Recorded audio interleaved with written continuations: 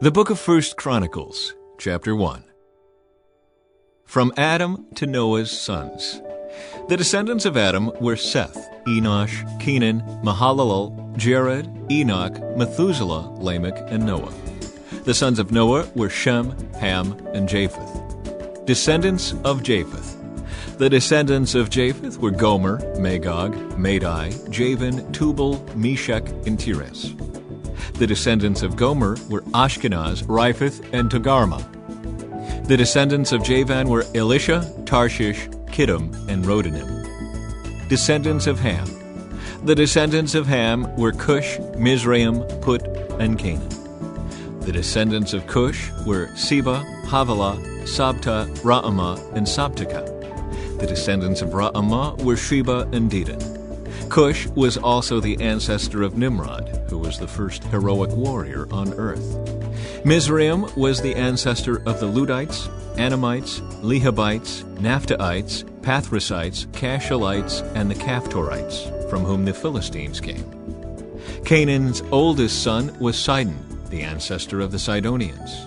Canaan was also the ancestor of the Hittites, Jebusites, Amorites, Girgashites, Hivites, Arkites, Sinites, Arvadites, Zemarites, and Hamathites. Descendants of Shem. The descendants of Shem were Elam, Asher, Arphaxad, Lud, and Aram. The descendants of Aram were Uz, Hul, Gether, and Mash. Arphaxad was the father of Shelah. Shelab was the father of Eber. Eber had two sons. The first was named Peleg, which means division, for during his lifetime the people of the world were divided into different language groups. His brother's name was Joktan. Joktan was the ancestor of Elmodad, Sheleph, Hazarmaveth, Jerah, Hadaram, Uzal, Dikla, Obal, Abimael, Sheba, Ophir, Havilah, and Jobab. All these were descendants of Joktan. So this is the family line descended from Shem: Arphaxad, Shelah, Eber, Peleg, Ru, Serug, Nahor, Terah, and Abram, later known as Abraham. Descendants of Abraham. The sons of Abraham were Isaac and Ishmael. These are their genealogical records. The sons of Ishmael were Nebaioth, the oldest, Kedar, Adbeel, Mibsam, Mishma, Duma, Massa, Hadad, Tema, Jeter, Naphish, and Kedemah. These were the sons of Ishmael. The sons of Keturah, Abraham's concubine, were Zimran, Jokshan, Medan, Midian, Ishbak, and Shua. The sons of Jokshan were Sheba and Dedan. The sons of Midian were Ephah, Epher, Hanek, Abida, and Eldah. All these were descendants of Abraham through his concubine Keturah.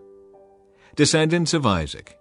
Abraham was the father of Isaac. The sons of Isaac were Esau and Israel. Descendants of Esau. The sons of Esau were Eliphaz, Reuel, Jeush, Jalem, and Korah. The sons of Eliphaz were Teman, Omar, Zepho, Gatam, Kenaz, and Amalek, who was born to Timnah. The sons of Reuel were Nahath, Zerah, Shammah, and Mizah. Original peoples of Edom. The sons of Seir were Lotan, Shobal, Zibeon, Anah, Dishon, Ezer, and Dishan. The sons of Lotan were Hori and Heman. Lotan's sister was named Timnah. The sons of Shobal were Alvan, Manahath, Ebal, Shepho, and Onam. The sons of Zibeon were Ea and Anah. The son of Anah was Dishon. The sons of Dishon were Hemdan, Eshban, Ithran, and Karen. The sons of Ezer were Bilhan, Zeavan, and Achan. The sons of Dishan were Uz and Aaron. Rulers of Edom. These are the kings who ruled in Edom before there were kings in Israel. Bela, son of Beor, who ruled from his city of Dinhabah. When Bela died, Jobab, son of Zerah from Basra, became king. When Jobab died, Husham from the land of the Temanites became king. When Husham died, Hadad, son of Bedad, became king and ruled from the city of Avith. He was the one who destroyed the Midianite army in the land of Moab. When Hadad died, Samlah from the city of Masrekah became king. When Samlah died, Shul from the city of Rehoboth on the river became king. When Shul died, Baal-Hanan son of Akbor became king. When Baal-Hanan died, Hadad became king and ruled from the city of Pau. His wife was Mehetabel, the daughter of Matred and granddaughter of Mezahab. Then Hadad died.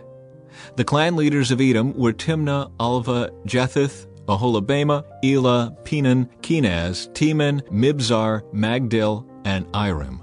These were the clan leaders of Edom. Chapter 2. Descendants of Israel.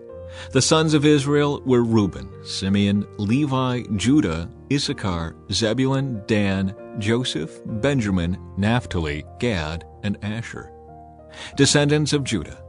Judah had 3 sons from Bathshua, a Canaanite woman. Their names were Onan, and Shelah. But the Lord saw that the oldest son was a wicked man, so he killed him. Later Judah had twin sons from Tamar, his widowed daughter-in-law. Their names were Perez and Zerah. So Judah had 5 sons in all. The sons of Perez were Hezron and Hamul. The sons of Zerah were Zimri, Ethan, Heman, Calcol, and Darda, 5 in all. The son of Carmi, a descendant of Zimri, was Achan, who brought disaster on Israel by taking plunder that had been set apart for the Lord. The son of Ethan was Azariah. From Judah's grandson Hezron to David. The sons of Hezron were Jerahmeel, Ram, and Caleb. Ram was the father of Amminadab. Amminadab was the father of Nahshon, a leader of Judah. Nahshon was the father of Salmon. Salmon was the father of Boaz. Boaz was the father of Obed. Obed was the father of Jesse. Jesse's first son was Eliab. His second was Abinadab. His third was Shimei. His fourth was Nethanel. His fifth was Radai. His sixth was Azam. And his seventh was David. Their sisters were named Zuriah and Abigail. Zuriah had 3 sons named Abishai, Joab, and Asahel. Abigail married a man named Jether, an Ishmaelite, and they had a son named Amasa. Other descendants of Hezron. Hezron's son Caleb had sons from his wife Azubah and from Jerioth. Her sons were named Jesher, Shobab, and Arden. After Azubah died, Caleb married Ephrathah, and they had a son named Hur. Hur was the father of Uri. Uri was the father of Bezalel. When Hezron was 60 years old, he married Gilead's sister, the daughter of Machir. They had a son named Segub. Segub was the father of Jair, who ruled 23 towns in the land of Gilead. But Geshur and Aram captured the towns of Jair and also took Kenath and its 60 surrounding villages. All these were descendants of Machir, the father of Gilead. Soon after Hezron died in the town of Caleb Ephrathah, his wife Abijah gave birth to a son named Asher, the father of Tekoa. Descendants of Hezron's son Jerahmeel. The sons of Jerahmeel, the oldest son of Hezron, were Ram, the firstborn, Bunah, Oren, Ozem, and Ahijah. Jerahmeel had a second wife named Atara. She was the mother of Onam. The sons of Ram, the oldest son of Jerahmeel, were Maaz, Jamin, and Eker. The sons of Onam were Shimei and Jada. The sons of Shimei were Nadab and Abishur. The sons of Abishur and his wife Abihail were Aben and Molid. The sons of Nadab were Seled and Apaim. Seled died without children, but Apaim had a son named Ishai. The son of Ishai was Shishan. Shishan had a descendant named Ali. The sons of Jada, Shimei's brother, were Jether and Jonathan. Jether died without children, but Jonathan had 2 sons, named Peleth and Zaza. These were all descendants of Jerahmeel. Shishan had no sons, though he did have daughters. He also had an Egyptian servant named Jarrah. Shishan gave one of his daughters to be the wife of Jarrah, and they had a son named Edai. Edai was the father of Nathan. Nathan was the father of Zabad. Zabad was the father of Ephlal. Ephlal was the father of Obed. Obed was the father of Jehu. Jehu was the father of Azariah. Azariah was the father of Helez. Helez was the father of Elasa. Elasa was the father of Sismai. Sismai was the father of Shalom. Shalom was the father of Jechamiah. Jechamiah was the father of Elishama. Descendants of Hezron's son Caleb. The descendants of Caleb, the brother of Jerahmeel, included Mesha, the firstborn, who became the father of Ziph. Caleb's descendants also included the sons of Marishah, the father of Hebron. The sons of Hebron were Korah, Tappuah, Rechem, and Shema. Shema was the father of Raham. Raham was the father of Jorkim. Rechem was the father of Shimei. The son of Shimei was Maon. Maon was the father of Bethzur. Caleb's concubine, Ephah, gave birth to Haran, Moza, and Gazez. Haran was the father of Gazez. The sons of Jada were Regem, Jotham, Geshan, Pelet, Ephah, and Sheaph. Another of Caleb's concubines, Maacah, gave birth to Sheber and Tirhana. She also gave birth to Sheaph, the father of Medmanah, and Shiva, the father of Machbenah and Gibeah. Caleb also had a daughter named Aksa. These were all descendants of Caleb. Descendants of Caleb's son Hur. The sons of Hur, the oldest son of Caleb's wife Ephrathah, were Shobal, the founder of Kiriath-Jearim, Salma, the founder of Bethlehem, and Hareph, the founder of Beth-Gader. The descendants of Shobal, the founder of Kiriath-Jearim, were Haroah, half the Manahathites, and the families of Kiriath-Jearim, the Ithrites, Puthites, Shumathites, and Mishraites, from whom came the people of Zorah and Eshtaol. The descendants of Salma were the people of Bethlehem, the Netophathites, Atrobeth Joab, the other half of the Manahathites, the Zorites, and the families of scribes living at Jabez, the Tirathites, Shimeathites, and Sukathites. All these were Kenites who descended from Hamath, the father of the family of Rechab. Chapter 3. Descendants of David. These are the sons of David who were born in Hebron. The oldest was Amnon, whose mother was Ahinoam from Jezreel. The second was Daniel, whose mother was Abigail from Carmel. The third was Absalom, whose mother was Maacah, the daughter of Talmai, king of Geshur. The fourth was Adonijah, whose mother was Haggith. The fifth was Shephatiah, whose mother was Abital. The sixth was Ithream, whose mother was Eglah, David's wife. These 6 sons were born to David in Hebron, where he reigned 7.5 years. Then David reigned another 33 years in Jerusalem. The sons born to David in Jerusalem included Shemua, Shobab, Nathan, and Solomon. Their mother was Bathsheba, the daughter of Amiel. David also had 9 other sons, Ibhar, Elishua, Elpalet, Noga, Nepheg, Japhiah, Elishama, Eliada, and Eliphalet. These were the sons of David, not including his sons born to his concubines. Their sister was named Tamar. Descendants of Solomon.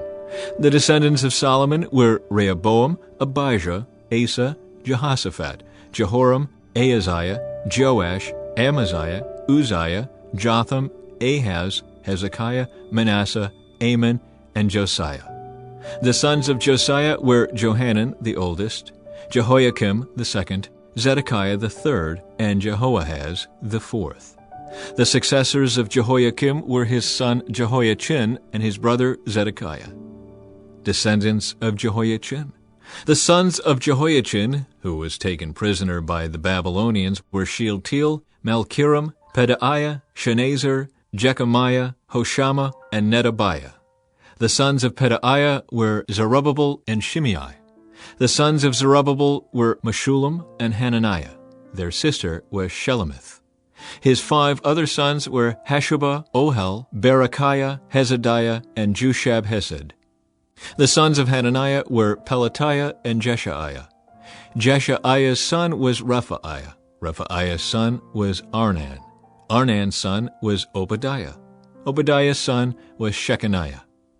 The descendants of Shechaniah were Shemaiah and his sons Hattush, Egal, Beriah, Neriah, and Shaphat, 6 in all. The sons of Neriah were Elioenai, Hizkiah, and Azrikam, 3 in all. The sons of Elioenai were Hodaviah, Eliashib, Pelaiah, Akub, Johanan, Delaiah, and Anani, 7 in all. Chapter 4.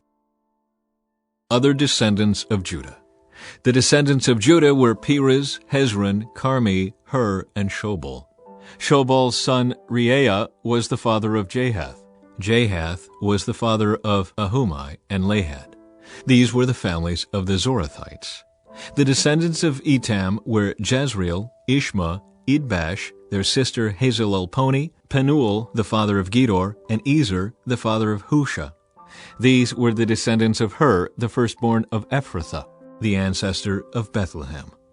Ashur, the father of Tekoa, had 2 wives, named Helah and Naarah.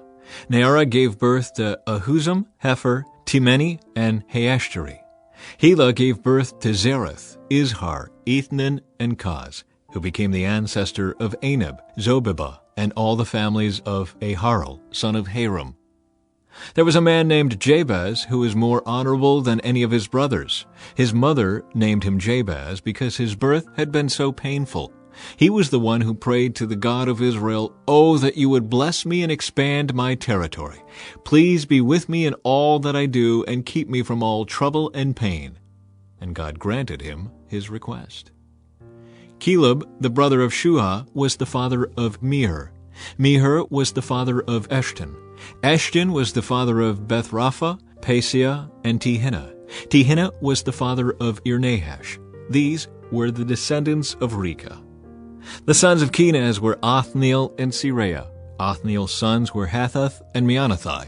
Meonothai was the father of Ophrah. Seraiah was the father of Joab, the founder of the Valley of Craftsmen, so called because they were craftsmen. The sons of Caleb, son of Jephunneh, were Iru, Elah, and Nahum. The son of Elah was Kenaz. The sons of Jehalelel were Ziph, Ziphah, Tiria, and Azarel.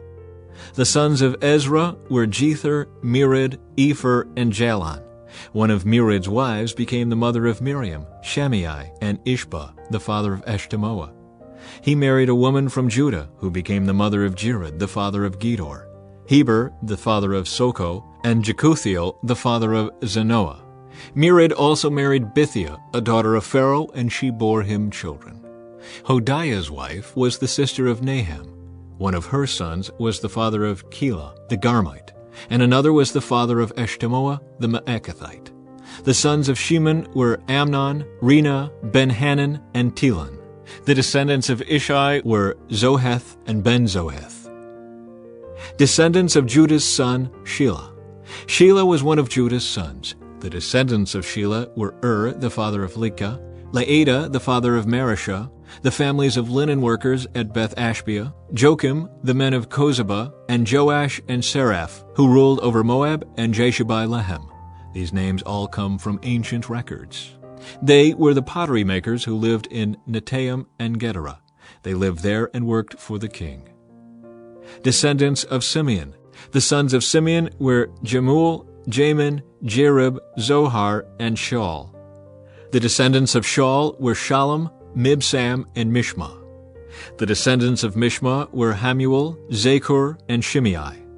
Shimei had 16 sons and 6 daughters, but none of his brothers had large families, so Simeon's tribe never grew as large as the tribe of Judah. They lived in Beersheba, Moladah, Hazar-Shul, Bilhah, Ezem, Tolad, Bethul, Hormah, Ziklag, Beth-Markaboth, Hazar-Susim, Beth-Biri, and Shearaim. These towns were under their control until the time of King David. Their descendants also lived in Etam, Ain, Rimmon, Token, and Ashan, 5 towns and their surrounding villages as far away as Baalath. This was their territory, and these names are listed in their genealogical records. Other descendants of Simeon included Meshobab, Jamlech, Joshua, son of Amaziah, Joel, Jehu, son of Joshabiah, son of Seraiah, son of Aziel, Elioenai, Jaakobah, Joshahiah, Asaiah, Adiel, Jezemiel, Benaiah, and Ziza, son of Shiphi, son of Alon, son of Jedaiah, son of Shimri, son of Shimea. These were the names of some of the leaders of Simeon's wealthy clans. Their families grew, and they traveled to the region of Gerar, in the east part of the valley, seeking pasture land for their flocks. They found lush pastures there, and the land was quiet and peaceful. Some of Ham's descendants had been living in that region, but during the reign of King Hezekiah of Judah, these leaders of Simeon invaded the region and completely destroyed the homes of the descendants of Ham and of the Meunites. No trace of them remains today. They killed everyone who lived there and took the land for themselves, because they wanted its good pasture land for their flocks. 500 of these invaders from the tribe of Simeon went to Mount Seir, led by Pelatiah, Neriah, Rephaiah, and Uzziel, all sons of Ishai. They destroyed the few Amalekites who had survived, and they have lived there ever since. Chapter 5. Descendants of Reuben. The oldest son of Israel was Reuben, but since he dishonored his father by sleeping with one of his father's concubines, his birthright was given to the sons of his brother Joseph. For this reason, Reuben is not listed in the genealogical records as the firstborn son. The descendants of Judah became the most powerful tribe and provided a ruler for the nation, but the birthright belonged to Joseph. The sons of Reuben, the oldest son of Israel, were Hanok, Palu, Hezron, and Carmi. The descendants of Joel were Shemaiah, Gog, Shimei, Micah, Reiah, Baal, and Beerah. Beerah was the leader of the Reubenites when they were taken into captivity by King Tiglath-Pileser of Assyria. Beerah's relatives are listed in their genealogical records by their clans: Jeiel, the leader, Zechariah, and Bela, son of Azaz, son of Shema, son of Joel. The Reubenites lived in the area that stretches from Aror to Nebo and Baal-Meon. And since they had so many livestock in the land of Gilead, they spread east toward the edge of the desert that stretches to the Euphrates River. During the reign of Saul, the Reubenites defeated the Hagrites in battle. Then they moved into the Hagrite settlements all along the eastern edge of Gilead. Descendants of Gad. Next to the Reubenites, the descendants of Gad lived in the land of Bashan as far east as Salecah. Joel was the leader in the land of Bashan, and Shapham was second in command, followed by Jaanai and Shaphat. Their relatives, the leaders of 7 other clans, were Michael, Meshullam, Sheba, Jorai, Jachin, Ziah, and Eber. These were all descendants of Abihail, son of Hurai, son of Jeroah, son of Gilead, son of Michael, son of Jeshishai, son of Jado, son of Buz. Ahai, son of Abdiel, son of Gunai, was the leader of their clans. The Gadites lived in the land of Gilead, in Bashan and its villages, and throughout all the pasture lands of Sharon. All of these were listed in the genealogical records during the days of King Jotham of Judah and King Jeroboam of Israel. The tribes east of the Jordan. There were 44,760 capable warriors in the armies of Reuben, Gad, and the half-tribe of Manasseh. They were all skilled in combat and armed with shields, swords, and bows. They waged war against the Hagrites, the Jeterites, the Naphishites, and the Nodabites. They cried out to God during the battle, and He answered their prayer because they trusted in Him. So the Hagrites and all their allies were defeated. The plunder taken from the Hagrites included 50,000 camels, 250,000 sheep and goats, 2,000 donkeys, and 100,000 captives. Many of the Hagrites were killed in the battle because God was fighting against them. The people of Reuben, Gad, and Manasseh lived in their land until they were taken into exile. The half-tribe of Manasseh was very large and spread through the land from Bashan to Baal-Hermon, Senir, and Mount Hermon. These were the leaders of their clans: Epher, Ishai, Eliel, Azriel, Jeremiah, Hodaviah, and Jediel. These men had a great reputation as mighty warriors and leaders of their clans.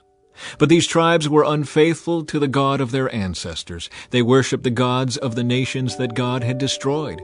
So the God of Israel caused King Pul of Assyria, also known as Tiglath-Pileser, to invade the land and take away the people of Reuben, Gad, and the half-tribe of Manasseh as captives. The Assyrians exiled them to Halah, Habor, Hera, and the Gozan River, where they remain to this day. Chapter 6. The priestly line. The sons of Levi were Gershon, Kohath, and Merari. The descendants of Kohath included Amram, Izhar, Hebron, and Uzziel. The children of Amram were Aaron, Moses, and Miriam.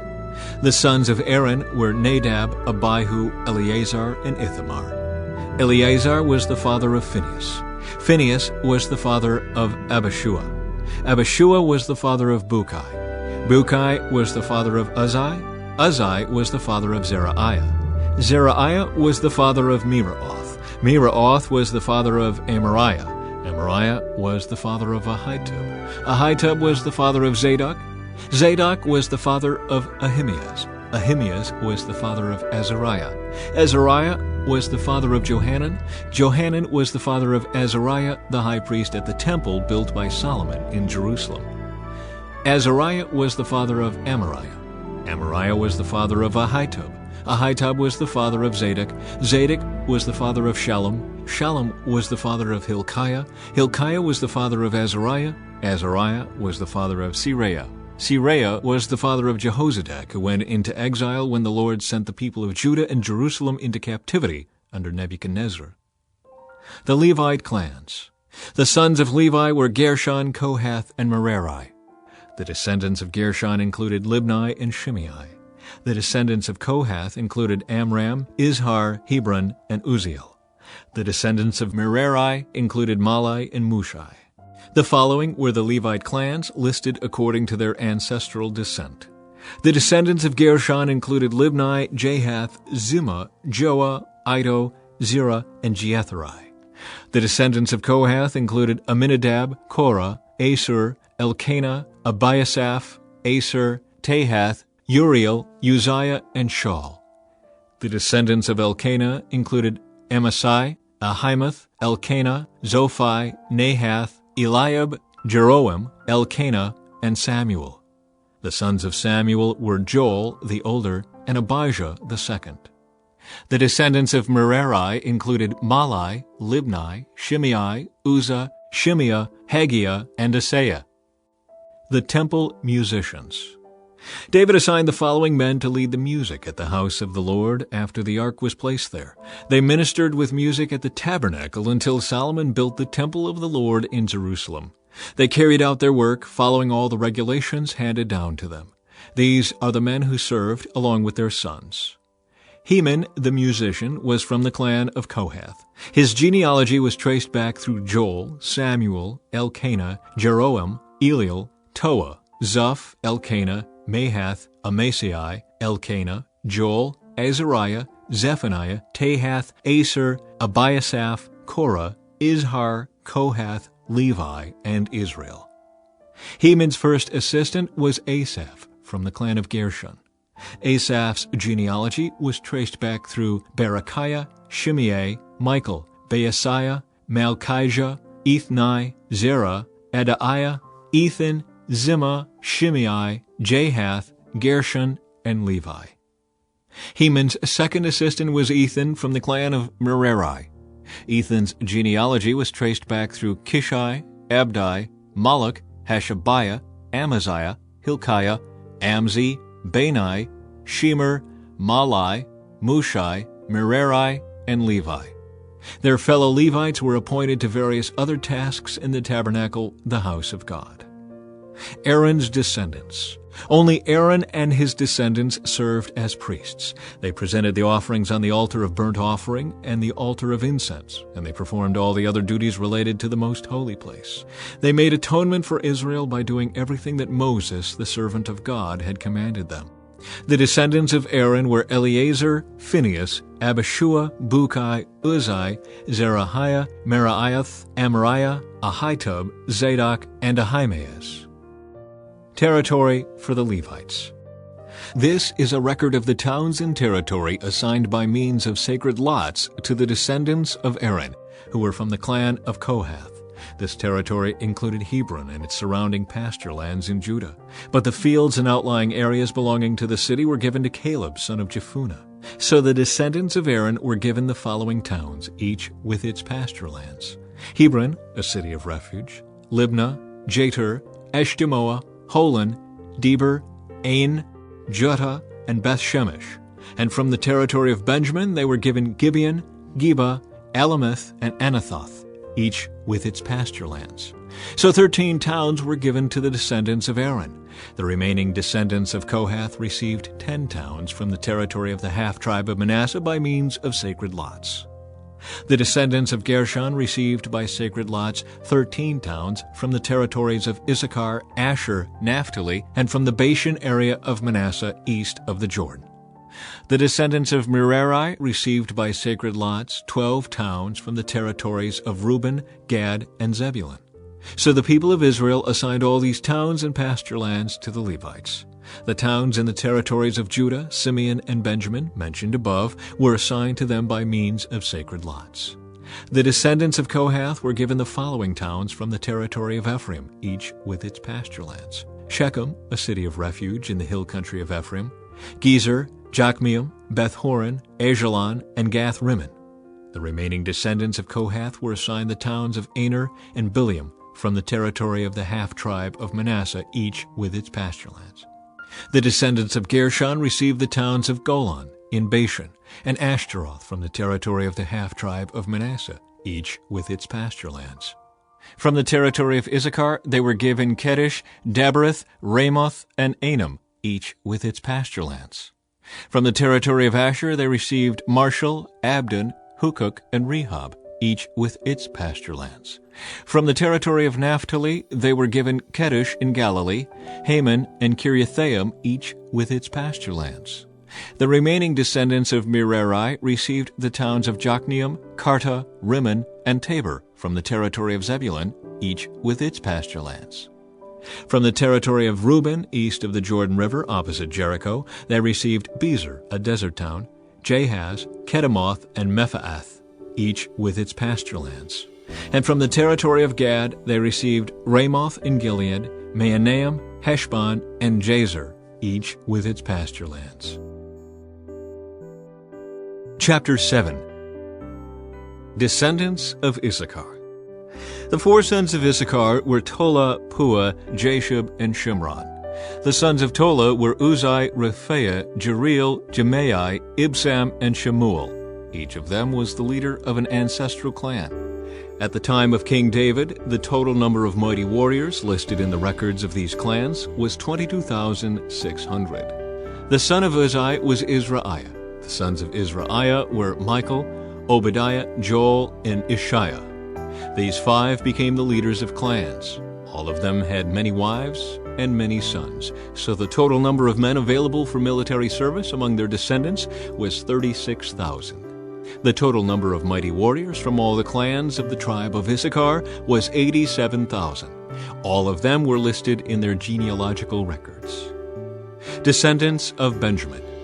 3 of Benjamin's sons were Bela, Becher, and Jediael. The 5 sons of Bela were Esbon, Uzai, Uzziel, Jeremoth, and Eri. Each of them was the leader of an ancestral clan. The total number of mighty warriors from these clans was 22,034, as listed in their genealogical records. The sons of Becher were Zemira, Joash, Eliezer, Elioenai, Omri, Jeremoth, Abijah, Anathoth, and Alameth. Each of them was the leader of an ancestral clan. The total number of mighty warriors and leaders from these clans was 20,200, as listed in their genealogical records. The son of Jediael was Bilhan. The sons of Bilhan were Jeush, Benjamin, Ehud, Canaanah, Zethan, Tarshish, and Ahashahar. Each of them was the leader of an ancestral clan. From these clans, the total number of mighty warriors ready for war was 17,200. The sons of were Shuppim and Huppim. Husham was the son of Aher. Descendants of Naphtali. The sons of Naphtali were Jeziel, Gunai, Jezer, and Shillem. They were all descendants of Jacob's concubine Bilhah. Descendants of Manasseh. The descendants of Manasseh through his Aramean concubine included Azriel. She also bore Machir, the father of Gilead. Machir found wives for Huppim and Shuppim. Machir had a sister named Maacah. One of his descendants was Zelophehad, who had only daughters. Machir's wife Maacah gave birth to a son whom she named Perish. His brother's name was Sheresh. The sons of Perish were Ulam and Rakem. The son of Ulam was Bedan. All these were considered Gileadites, descendants of Machir, son of Manasseh. Machir's sister Hamoleketh gave birth to Ishhad, Abiezer, and Mala.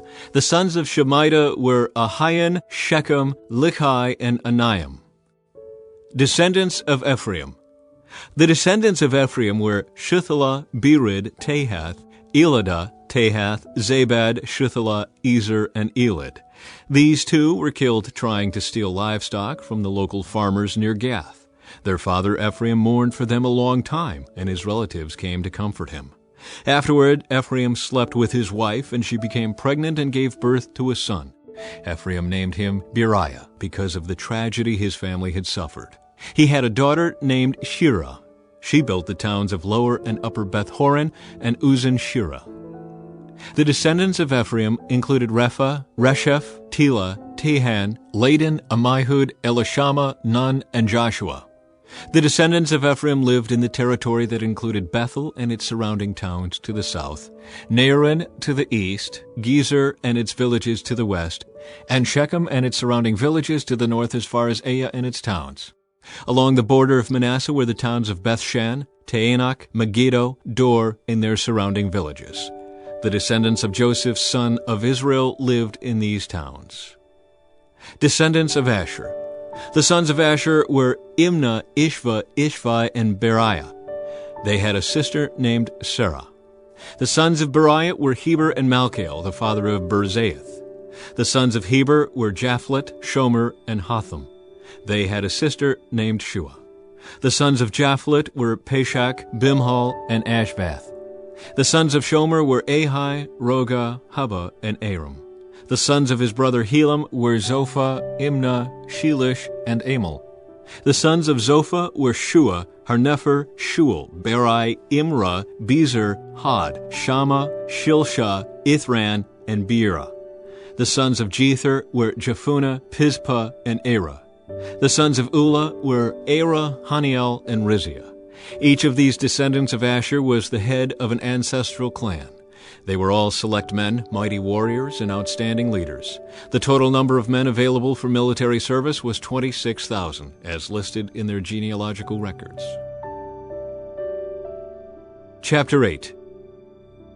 Descendants of Benjamin. Benjamin's first son was Bela, the second was Ashbel, the third was Ahara, the fourth was Noah, and the fifth was Rapha. The sons of Bela were Adar, Gera, Abihud, Abishua, Naaman, Ahoah, Gera, Shaphupan, and Huram. The sons of Ehud, leaders of the clans living at Geba, were exiled to Manahath. Ehud's sons were Naaman, Ahijah, and Gera. Gera, who led them into exile, was the father of Uzzah and Ahihud. After Shaharaim divorced his wives Husham and Beerah, he had children in the land of Moab. Hodesh, his new wife, gave birth to Jobab, Zibiah, Misha, Malcolm, Jeuz, Sakiah, and Mirma. These sons all became the leaders of clans. Shaharaim's wife Husham had already given birth to Abitub and Elpaal. The sons of Elpaal were Eber, Mishham, Shemid, who built the towns of Ono and Lod and their nearby villages, Beriah and Shema. They were the leaders of the clans living in Ajalon, and they drove out the inhabitants of Gath.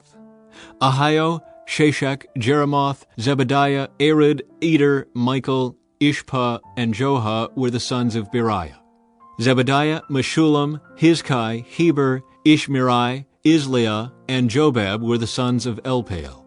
Jachim, Zichri, Zabdi, Elianai, Zilathai, Eliel, Adiah, Beraiah, and Shimrath were the sons of Shimei. Ishpan, Eber, Eliel, Abdon, Zichri, Hanan, Hananiah, Elam, Anthothijah, Iphdiah, and Penuel were the sons of Sheshach. Shamsharai, Shehariah, Athaliah, Jerushiah, Elijah, and Zichri were the sons of Jeroham. These were the leaders of the ancestral clans. They were listed in their genealogical records, and they all lived in Jerusalem. The family of Saul. Jeiel, the father of Gibeon, lived in the town of Gibeon. His wife's name was Maacah, and his oldest son was named Abdon. Jeiel's other sons were Zur, Kish, Baal, Ner, Nadab, Gedor, Ahio, Zechariah, and Mikloth, who was the father of Shimeon. All these families lived near each other in Jerusalem. Ner was the father of Kish. Kish was the father of Saul. Saul was the father of Jonathan, Malchishua, Abinadab, and Eshbaal. Jonathan was the father of Merib-Baal. Merib-Baal was the father of Micah. Micah was the father of Pithon, Melech, Teriah, and Ahaz. Ahaz was the father of Jada. Jada was the father of Elameth, Asmaveth, and Zimri. Zimri was the father of Moza. Moza was the father of Bineah. Bineah was the father of Rephaiah. Rephaiah was the father of Eliasah. Eliasah was the father of Azel. Azel had 6 sons, Azrikam, Bakrau, Ishmael, Sheraiah, Obadiah, and Hanan. These were the sons of Azel. Azel's brother Ishak had 3 sons. The first was Ulam, the second was Jeush, and the third was Eliphalet. Ulam's sons were all mighty warriors and expert archers. They had many sons and grandsons, 150 in all. All these were descendants of Benjamin. Chapter 9. So all Israel was listed in the genealogical records in the book of the kings of Israel. The returning exiles. The people of Judah were exiled to Babylon because they were unfaithful to the Lord. The first of the exiles to return to their property in their former towns were priests, Levites, temple servants, and other Israelites. Some of the people from the tribes of Judah, Benjamin, Ephraim, and Manasseh came and settled in Jerusalem. One family that returned was that of Uthai, son of Ammihud, son of Omri, son of Imri, son of Bani, a descendant of Perez, son of Judah. Others returned from the Shilonite clan, including Asaiah, the oldest, and his sons.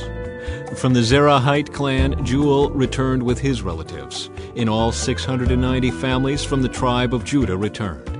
From the tribe of Benjamin came Sallu, son of Meshullam, son of Hodaviah, son of Hashanuah, Ibniah, son of Jeroham, Elah, son of Uzai, son of Mikri, and Meshullam, son of Shephatiah, son of Ruel, son of Ibnijah. These men were all leaders of clans, and they were listed in their genealogical records. In all, 956 families from the tribe of Benjamin returned. The returning priests. Among the priests who returned were Jedaiah, Jehoiarib, Jachin, Azariah, son of Hilkiah, son of Meshullam, son of Zadok, son of Meraioth, son of Ahitub. Azariah was the chief officer of the house of God.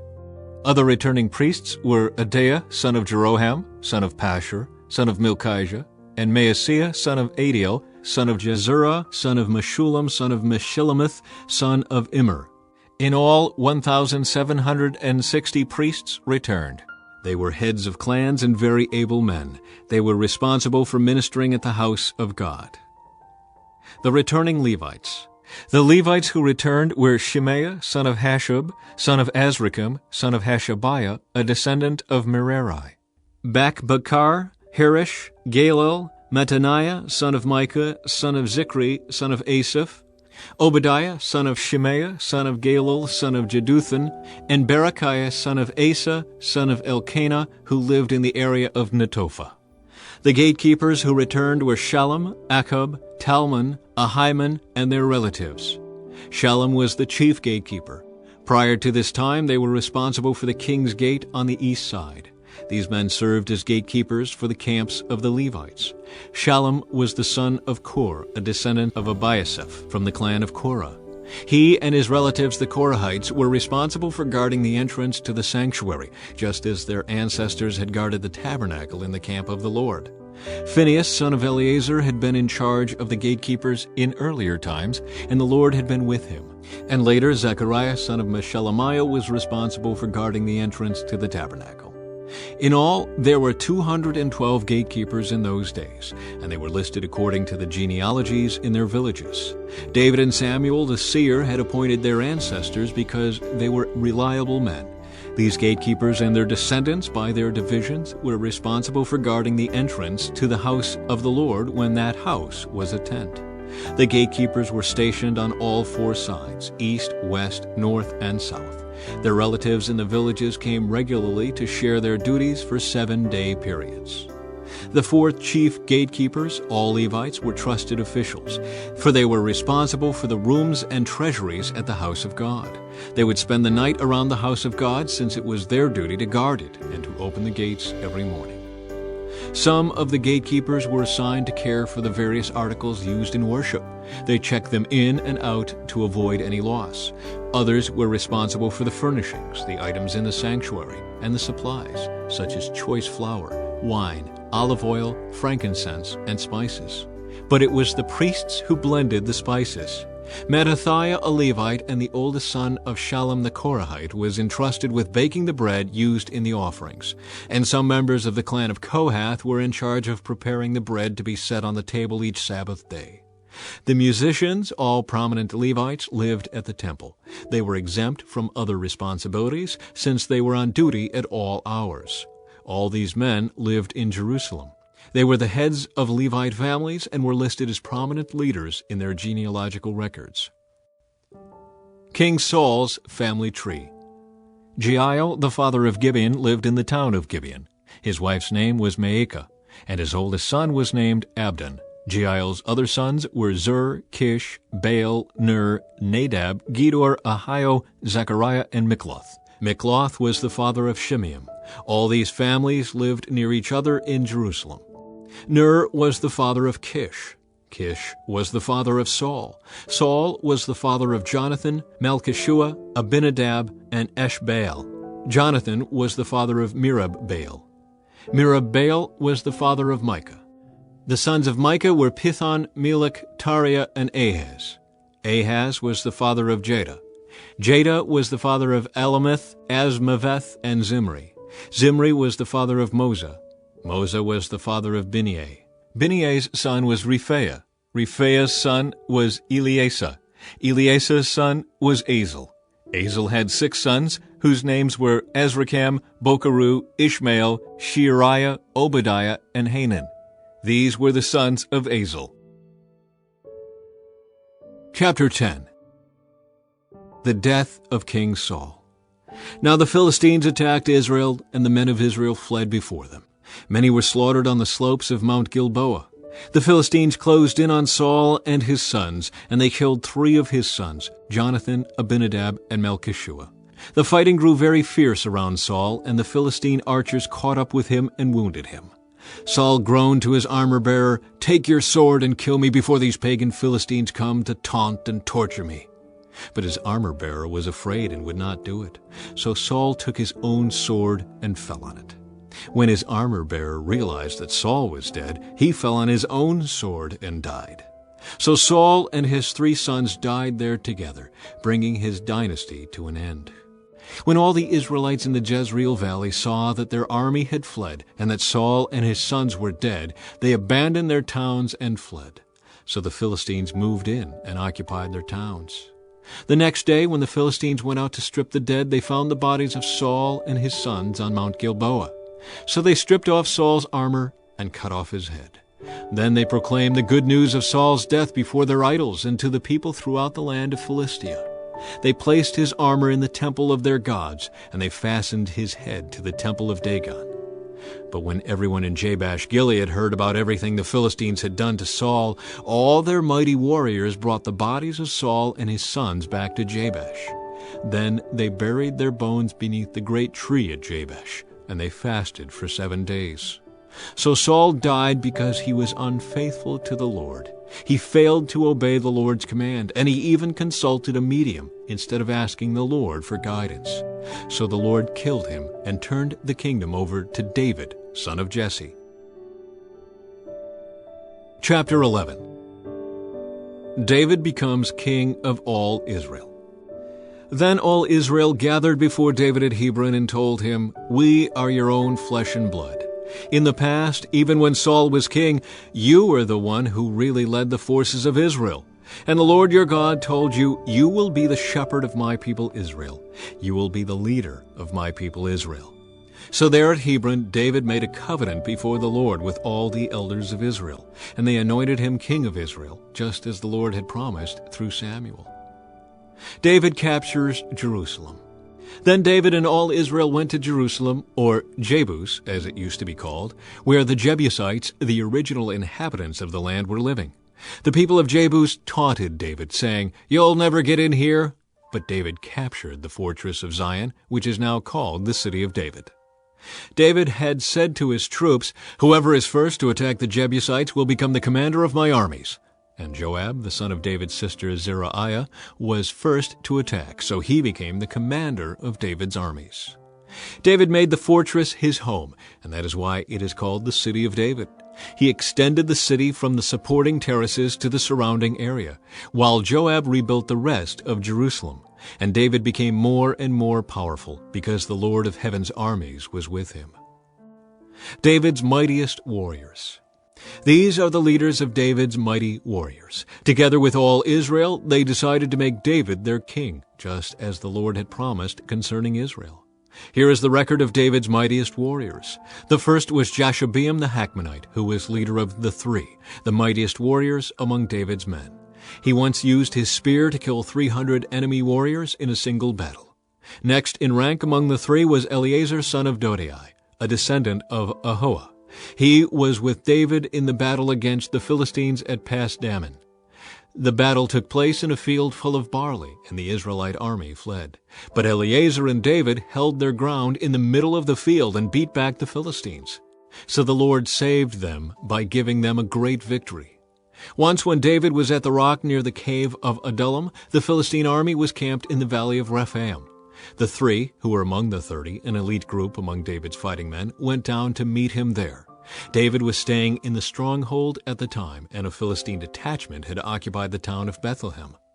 David remarked longingly to his men, "Oh, how I would love some of that good water from the well by the gate in Bethlehem." So the three broke through the Philistine lines, drew some water from the well by the gate in Bethlehem, and brought it back to David. But David refused to drink it. Instead, he poured it out as an offering to the Lord. "God forbid that I should drink this," he exclaimed. "This water is as precious as the blood of these men who risked their lives to bring it to me." So David did not drink it. These are examples of the exploits of the three. David's 30 mighty men. Abishai, the brother of Joab, was the leader of the 30. He once used his spear to kill 300 enemy warriors in a single battle. It was by such feats that he became as famous as the three. Abishai was the most famous of the 30 and was their commander, though he was not one of the three. There was also Benaiah son of Jehoiada, a valiant warrior from Kabzeel. He did many heroic deeds, which included killing 2 champions of Moab. Another time, on a snowy day, he chased a lion down into a pit and killed it. Once, armed only with a club, he killed an Egyptian warrior who was 7.5 feet tall, and whose spear was as thick as a weaver's beam. Benaiah wrenched the spear from the Egyptian's hand and killed him with it. Deeds like these made Benaiah as famous as the 3 mightiest warriors. He was more honored than the other members of the 30, though he was not one of the 3. And David made him captain of his bodyguard. David's mighty warriors also included Asahel, Joab's brother, Elhanan, son of Dodo, from Bethlehem, Shammah from Harod, Heliz from Pelon, Ira, son of Ikish, from Tekoa, Abiezer from Anathoth, Sibbecai from Husha, Zalmon from Ahoah, Maharai from Netophah, Helid, son of Baanah, from Netophah, Ithai, son of Ribai, from Gibeah, in the land of Benjamin, Benaiah from Pirathon, Hurai from near Nahal-Gaash, Abi-Albon from Arabah, Asmaveth from Bahurim, Elabah from Shaalbon, the sons of Jashan from Gizon, Jonathan, son of Shagi, from Harar, Ahiam, son of Shear, from Hair, Eliphel, son of Hefer from Mekirah, Ahijah from Pelon, Hezro from Carmel, Paarai, son of Ezbai, Joel, the brother of Nathan, Mibhar, son of Hagri, Zelek from Ammon, Naharai from Beroth, Joab's armor-bearer, Ira from Jatir, Gareb from Jatir, Uriah the Hittite, Zabad, son of Ali, Adinah, son of Shiza, the Reubenite leader, who had 30 men with him, Hanan, son of Maacah, Joshaphat from Mithna, Uzziah from Ashtaroth, Shammah and Jeiel, the sons of Hotham, from Aror, Jediel, son of Shimri, Joah, his brother, from Tiz, Eliel from Mehavah, Jerubiah and Joshaviah, the sons of Elnaam, Ithma from Moab, Eliel and Obed, Jaziel from Zobah. Chapter 12.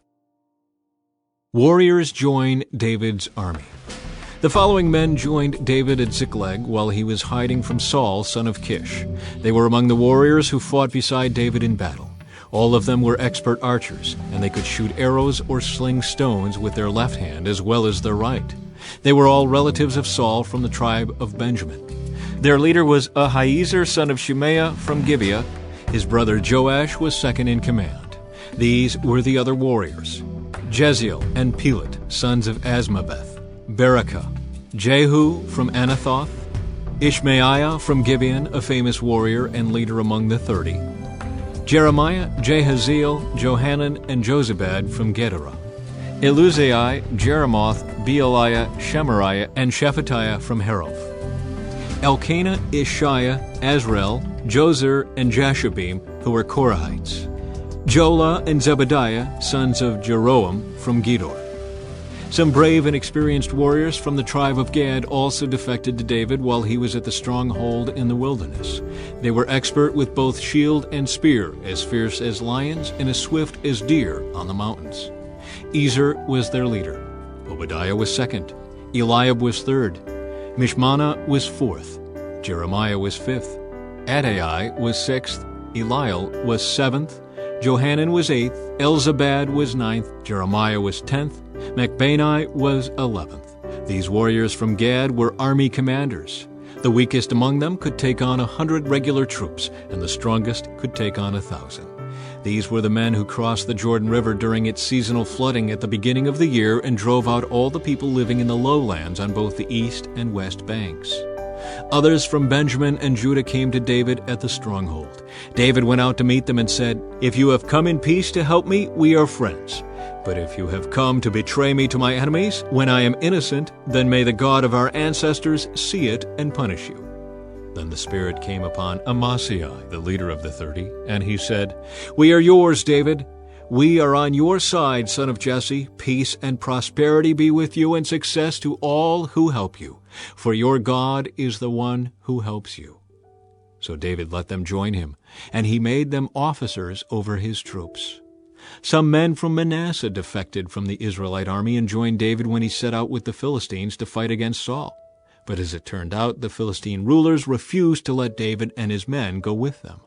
After much discussion, they sent them back, for they said, "It will cost us our heads if David switches loyalties to Saul and turns against us." Here is a list of the men from Manasseh who defected to David as he was returning to Ziklag: Adnah, Jozabad, Jediel, Michael, Jozabad, Elihu, and Zithali. Each commanded 1,000 troops from the tribe of Manasseh. They helped David chase down bands of raiders, for they were all brave and able warriors who became commanders in his army. Day after day, more men joined David until he had a great army, like the army of God. These are the numbers of armed warriors who joined David at Hebron. They were all eager to see David become king instead of Saul, just as the Lord had promised. From the tribe of Judah there were 6,800 warriors armed with shields and spears. From the tribe of Simeon there were 7,100 brave warriors. From the tribe of Levi there were 4,600 warriors. This included Jehoiada, leader of the family of Aaron, who had 3,700 under his command. This also included Zadok, a brave young warrior, with 22 members of his family who were all officers. From the tribe of Benjamin, Saul's relatives, there were 3,000 warriors. Most of the men from Benjamin had remained loyal to Saul until this time. From the tribe of Ephraim, there were 20,800 brave warriors, each highly respected in his own clan. From the half-tribe of Manasseh, west of the Jordan, 18,000 men were designated by name to help David become king. From the tribe of Issachar, there were 200 leaders of the tribe with their relatives. All these men understood the signs of the times and knew the best course for Israel to take. From the tribe of Zebulun, there were 50,000 skilled warriors. They were fully armed and prepared for battle and completely loyal to David. From the tribe of Naphtali, there were 1,000 officers and 37,000 warriors armed with shields and spears. From the tribe of Dan, there were 28,600 warriors, all prepared for battle. From the tribe of Asher, there were 40,000 trained warriors, all prepared for battle. From the east side of the Jordan River, where the tribes of Reuben and Gad and the half-tribe of Manasseh lived, there were 120,000 troops armed with every kind of weapon. All these men came in battle array to Hebron with the single purpose of making David the king over all Israel. In fact, everyone in Israel agreed that David should be their king. They feasted and drank with David for 3 days, for preparations had been made by their relatives for their arrival. And people from as far away as Issachar, Zebulun, and Naphtali brought food on donkeys, camels, mules, and oxen. Vast supplies of flour, fig cakes, clusters of raisins, wine, olive oil, cattle, sheep, and goats were brought to the celebration.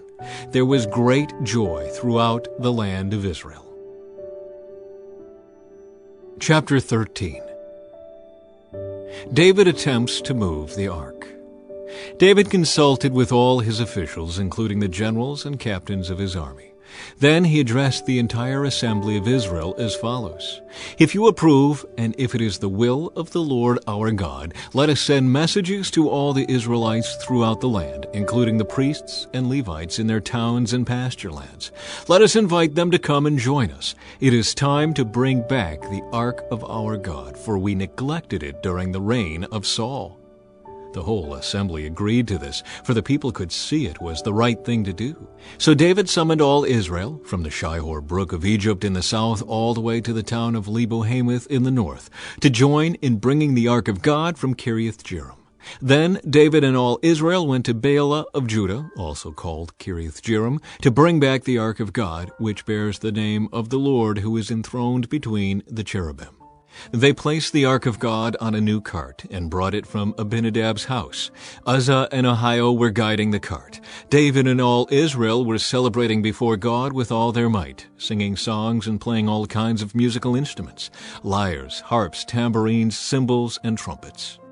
But when they arrived at the threshing floor of Nacon, the oxen stumbled, and Uzzah reached out his hand to steady the ark. Then the Lord's anger was aroused against Uzzah, and he struck him dead because he had laid his hand on the ark. So Uzzah died there in the presence of God. David was angry because the Lord's anger had burst out against Uzzah. He named that place Perez Uzzah, which means to burst out against Uzzah, as it is still called today. David was now afraid of God, and he asked, "How can I ever bring the ark of God back into my care?" So David did not move the ark into the city of David. Instead, he took it to the house of Obed-Edom of Gath. The ark of God remained there in Obed-Edom's house for 3 months, and the Lord blessed the household of Obed-Edom and everything he owned. Chapter 14. David's palace and family. Then King Hiram of Tyre sent messengers to David along with cedar timber and stonemasons and carpenters to build him a palace. And David realized that the Lord had confirmed him as king over Israel and had greatly blessed his kingdom for the sake of his people Israel. Then David married more wives in Jerusalem, and they had more sons and daughters. These are the names of David's sons who were born in Jerusalem: Shemua, Shobab, Nathan, Solomon, Ibhar, Elishua, Elpalet, Noga, Nepheg, Japhiah, Elishama, Eliada, and Eliphalet. David conquers the Philistines. When the Philistines heard that David had been anointed king over all Israel, they mobilized all their forces to capture him. But David was told they were coming, so he marched out to meet them. The Philistines arrived and made a raid in the valley of Rephaim. So David asked God, "Should I go out to fight the Philistines? Will you hand them over to me?" The Lord replied, "Yes, go ahead. I will hand them over to you." So David and his troops went up to Baal-perazim and defeated the Philistines there. "God did it," David exclaimed. "He used me to burst through my enemies like a raging flood." So they named that place Baal-perazim, which means the Lord who bursts through. The Philistines had abandoned their gods there, so David gave orders to burn them. But after a while, the Philistines returned and raided the valley again. And once again David asked God what to do. "Do not attack them straight on," God replied. "Instead, circle around behind and attack them near the poplar trees. When you hear a sound like marching feet in the tops of the poplar trees, go out and attack. That will be the signal that God is moving ahead of you to strike down the Philistine army." So David did what God commanded, and they struck down the Philistine army all the way from Gibeon to Gezer. So David's fame spread everywhere, and the Lord caused all the nations to fear David. Chapter 15. Preparing to move the ark. David now built several buildings for himself in the city of David. He also prepared a place for the ark of God and set up a special tent for it. Then he commanded, "No one except the Levites may carry the ark of God. The Lord has chosen them to carry the ark of the Lord and to serve him forever." Then David summoned all Israel to Jerusalem to bring the ark of the Lord to the place he had prepared for it. This is the number of the descendants of Aaron, the priests, and the Levites who were called together. From the clan of Kohath, 120, with Uriel as their leader. From the clan of Merari, 220, with Asahiah as their leader. From the clan of Gershon, 130, with Joel as their leader. From the descendants of Elizaphan, 200, with Shemaiah as their leader. From the descendants of Hebron, 80, with Eliel as their leader. From the descendants of Uzziel, 112, with Aminadab as their leader. Then David summoned the priests Zadok and Abiathar, and these Levite leaders, Uriel, Asaiah, Joel, Shemaiah, Eliel, and Aminadab. He said to them, "You are the leaders of the Levite families. You must purify yourselves and all your fellow Levites, so you can bring the ark of the Lord, the God of Israel, to the place I have prepared for it. Because you Levites did not carry the ark the first time, the anger of the Lord our God burst out against us. We failed to ask God how to move it properly."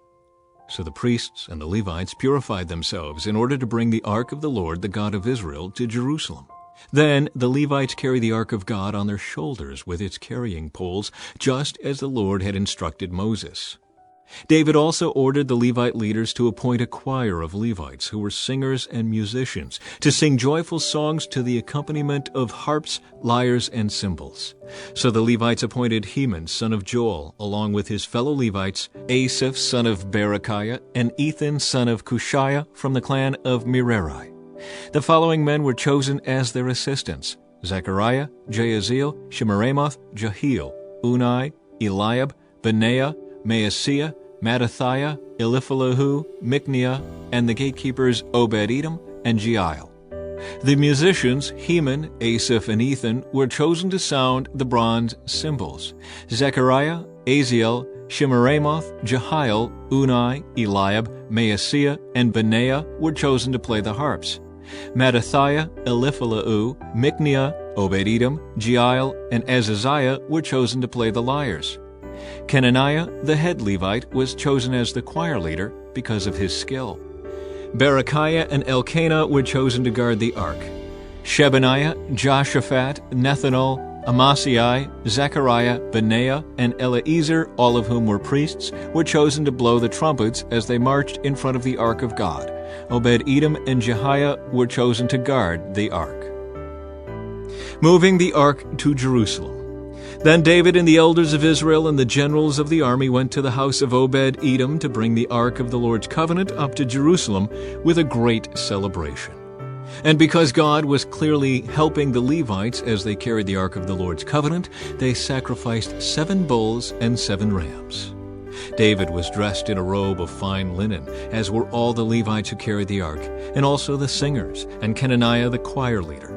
David was also wearing a priestly garment.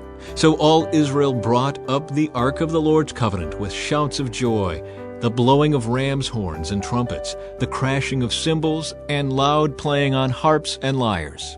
But as the ark of the Lord's covenant entered the city of David, Michal, the daughter of Saul, looked down from her window. When she saw King David skipping about and laughing with joy, she was filled with contempt for him. Chapter 16. They brought the ark of God and placed it inside the special tent David had prepared for it. And they presented burnt offerings and peace offerings to God. When he had finished his sacrifices, David blessed the people in the name of the Lord. Then he gave to every man and woman in all Israel a loaf of bread, a cake of dates, and a cake of raisins. David appointed the following Levites to lead the people in worship before the ark of the Lord, to invoke his blessings, to give thanks, and to praise the Lord, the God of Israel. Asaph, the leader of this group, sounded the cymbals. Second to him was Zechariah, followed by Jeiel, Shemiramoth, Jehiel, Mattithiah, Eliab, Benaiah, Obed-Edom, and Jeiel. They played the harps and lyres. The priests, Benaiah and Jehaziel, played the trumpets regularly before the Ark of God's covenant. David's Song of Praise. On that day, David gave to Asaph and his fellow Levites this song of thanksgiving to the Lord. Give thanks to the Lord and proclaim his greatness. Let the whole world know what he has done. Sing to him, yes, sing his praises. Tell everyone about his wonderful deeds. Exalt in his holy name. Rejoice, you who worship the Lord. Search for the Lord and for his strength. Continually seek him. Remember the wonders he has performed, his miracles, and the rulings he has given. You children of his servant Israel, you descendants of Jacob, his chosen ones. He is the Lord our God. His justice is seen throughout the land. Remember his covenant forever, the commitment he made to 1,000 generations. This is the covenant he made with Abraham, and the oath he swore to Isaac. He confirmed it to Jacob as a decree, and to the people of Israel as a never-ending covenant. I will give you the land of Canaan as your special possession. He said this when you were few in number, a tiny group of strangers in Canaan. They wandered from nation to nation, from one kingdom to another, yet he did not let anyone oppress them. He warned kings on their behalf, "Do not touch my chosen people, and do not hurt my prophets." Let the whole earth sing to the Lord. Each day proclaim the good news that he saves. Publish his glorious deeds among the nations. Tell everyone about the amazing things he does. Great is the Lord. He is most worthy of praise. He is to be feared above all gods. The gods of other nations are mere idols, but the Lord made the heavens. Honor and majesty surround him. Strength and joy fill his dwelling. O nations of the world, recognize the Lord. Recognize that the Lord is glorious and strong. Give to the Lord the glory he deserves. Bring your offering and come into his presence. Worship the Lord in all his holy splendor. Let all the earth tremble before him. The world stands firm and cannot be shaken. Let the heavens be glad and the earth rejoice. Tell all the nations the Lord reigns. Let the sea and everything in it shout his praise. Let the fields and their crops burst out with joy. Let the trees of the forest rustle with praise, for the Lord is coming to judge the earth. Give thanks to the Lord, for he is good. His faithful love endures forever. Cry out, "Save us, O God of our salvation." Gather and rescue us from among the nations, so we can thank your holy name and rejoice and praise you. Praise the Lord, the God of Israel, who lives from everlasting to everlasting. And all the people shouted, "Amen," and praised the Lord. Worship at Jerusalem and Gibeon. David arranged for Asaph and his fellow Levites to serve regularly before the Ark of the Lord's covenant, doing whatever needed to be done each day. This group included Obed-Edom, son of Jeduthun, Hosah, and 68 other Levites as gatekeepers. Meanwhile, David stationed Zadok the priest and his fellow priests at the tabernacle of the Lord at the place of worship in Gibeon, where they continued to minister before the Lord. They sacrificed the regular burnt offerings to the Lord each morning and evening on the altar set aside for that purpose, obeying everything written in the law of the Lord as he had commanded Israel. David also appointed Heman, Jeduthun, and the others chosen by name to give thanks to the Lord, for his faithful love endures forever. They used their trumpets, cymbals, and other instruments to accompany their songs of praise to God, and the sons of Jeduthun were appointed as gatekeepers. Then all the people returned to their homes, and David turned and went home to bless his own family. Chapter 17. The Lord's covenant promise to David. When David was settled in his palace, he summoned Nathan the prophet. "Look," David said, "I am living in a beautiful cedar palace, but the ark of the Lord's covenant is out there under a tent." Nathan replied to David, "Do whatever you have in mind, for God is with you." But that same night God said to Nathan, "Go and tell my servant David, this is what the Lord has declared. You are not the one to build a house for me to live in. I have never lived in a house from the day I brought the Israelites out of Egypt until this very day. My home has always been a tent, moving from one place to another in a tabernacle. Yet no matter where I have gone with the Israelites, I have never once complained to Israel's leaders, the shepherds of my people. I have never asked them, "Why haven't you built me a beautiful cedar house?" Now go and say to my servant David, "This is what the Lord of heaven's armies has declared. I took you from tending sheep in the pasture and selected you to be the leader of my people Israel. I have been with you wherever you have gone, and I have destroyed all your enemies before your eyes.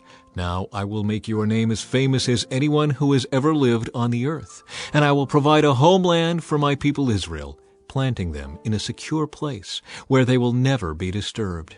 Evil nations won't oppress them as they've done in the past, starting from the time I appointed judges to rule my people Israel, and I will defeat all your enemies. Furthermore, I declare that the Lord will build a house for you, a dynasty of kings. For when you die and join your ancestors, I will raise up one of your descendants, one of your sons, and I will make his kingdom strong. He is the one who will build a house, a temple for me, and I will secure his throne forever. I will be his father, and he will be my son. I will never take my favor from him, as I took it from the one who ruled before you. I will confirm him as king over my house and my kingdom for all time, and his throne will be secure forever." So Nathan went back to David and told him everything the Lord had said in this vision. David's prayer of thanks. Then King David went in and sat before the Lord and prayed, "Who am I, O Lord God, and what is my family that you have brought me this far? And now, O God, in addition to everything else, you speak of giving your servant a lasting dynasty? You speak as though I were someone very great, O Lord God. What more can I say to you about the way you have honored me? You know what your servant is really like. For the sake of your servant, O Lord, and according to your will, you have done all these great things and have made them known. O Lord, there is no one like you. We have never even heard of another God like you. What other nation on earth is like your people Israel? What other nation, O God, have you redeemed from slavery to be your own people? You made a great name for yourself when you redeemed your people from Egypt. You performed awesome miracles and drove out the nations that stood in their way. You chose Israel to be your very own people forever, and you, O Lord, became their God. And now, O Lord, I am your servant. Do as you have promised concerning me and my family.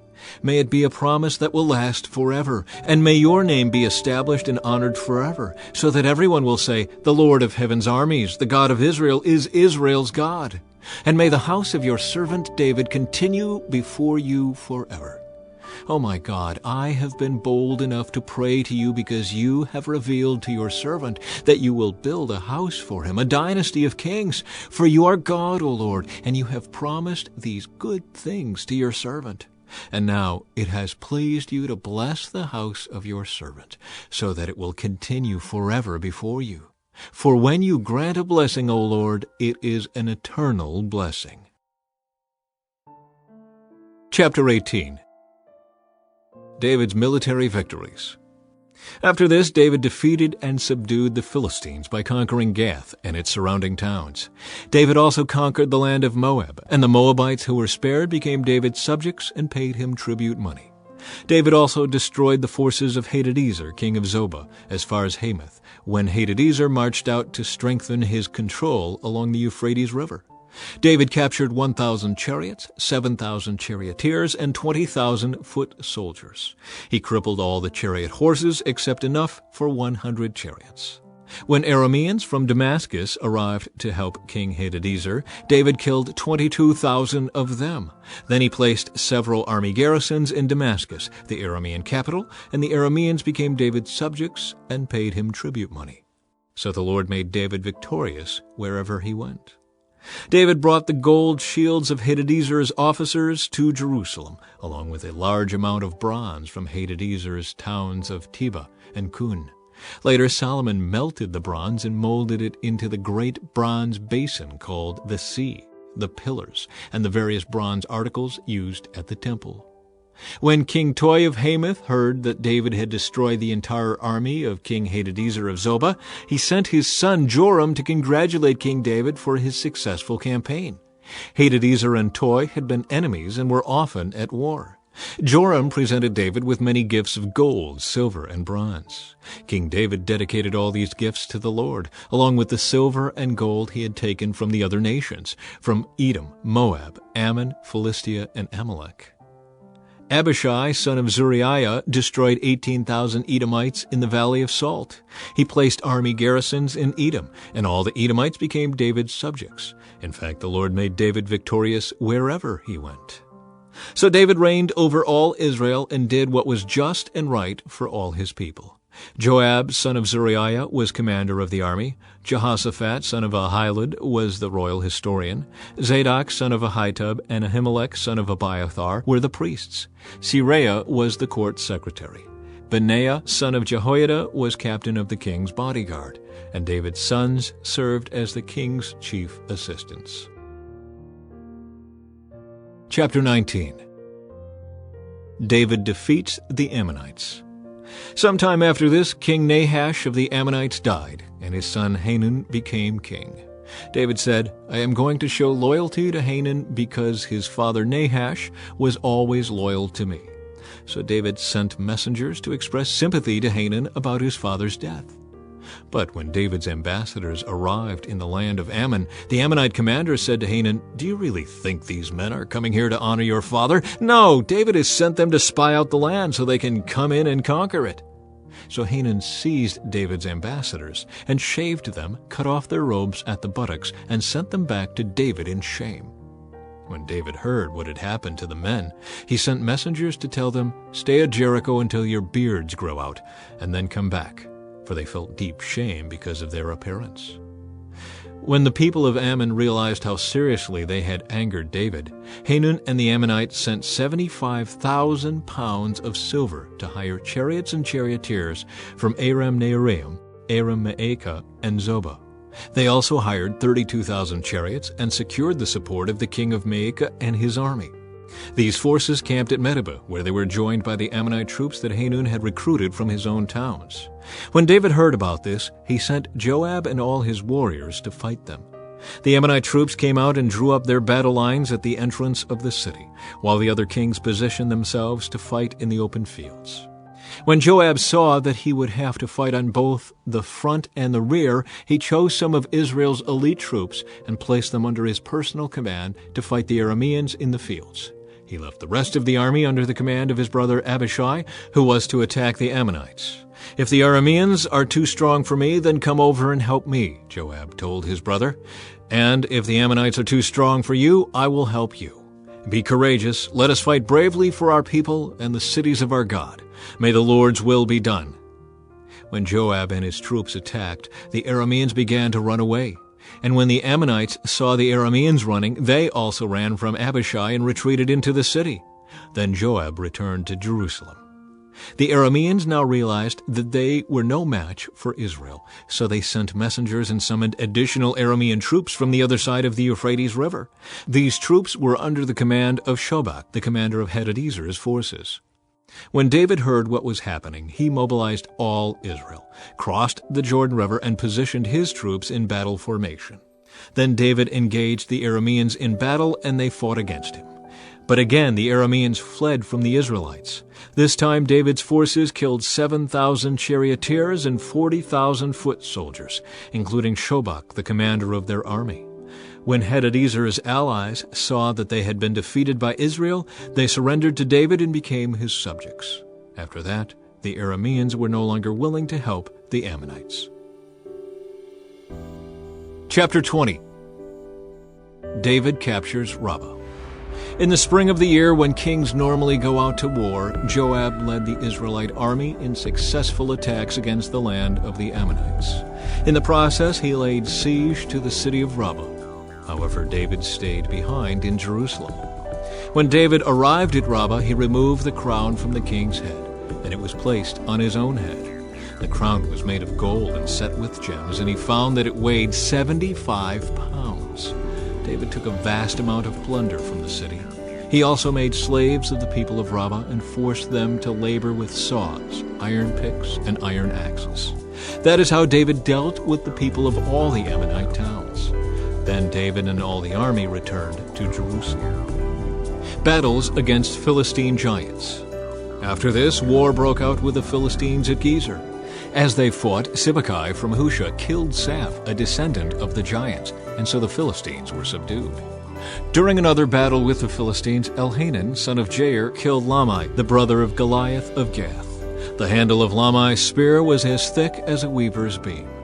In another battle with the Philistines at Gath, they encountered a huge man with 6 fingers on each hand and 6 toes on each foot, 24 in all, who was also a descendant of the giants. But when he defied and taunted Israel, he was killed by Jonathan, the son of David's brother Shimei. These Philistines were descendants of the giants of Gath, but David and his warriors killed them. Chapter 21. David takes a census. Satan rose up against Israel and caused David to take a census of the people of Israel. So David said to Joab and the commanders of the army, "Take a census of all the people of Israel, from Beersheba in the south to Dan in the north, and bring me a report so I may know how many there are." But Joab replied, "May the Lord increase the number of his people 100 times over, but why, my lord the king, do you want to do this? Are they not all your servants? Why must you cause Israel to sin?" But the king insisted that they take the census. So Joab traveled throughout all Israel to count the people.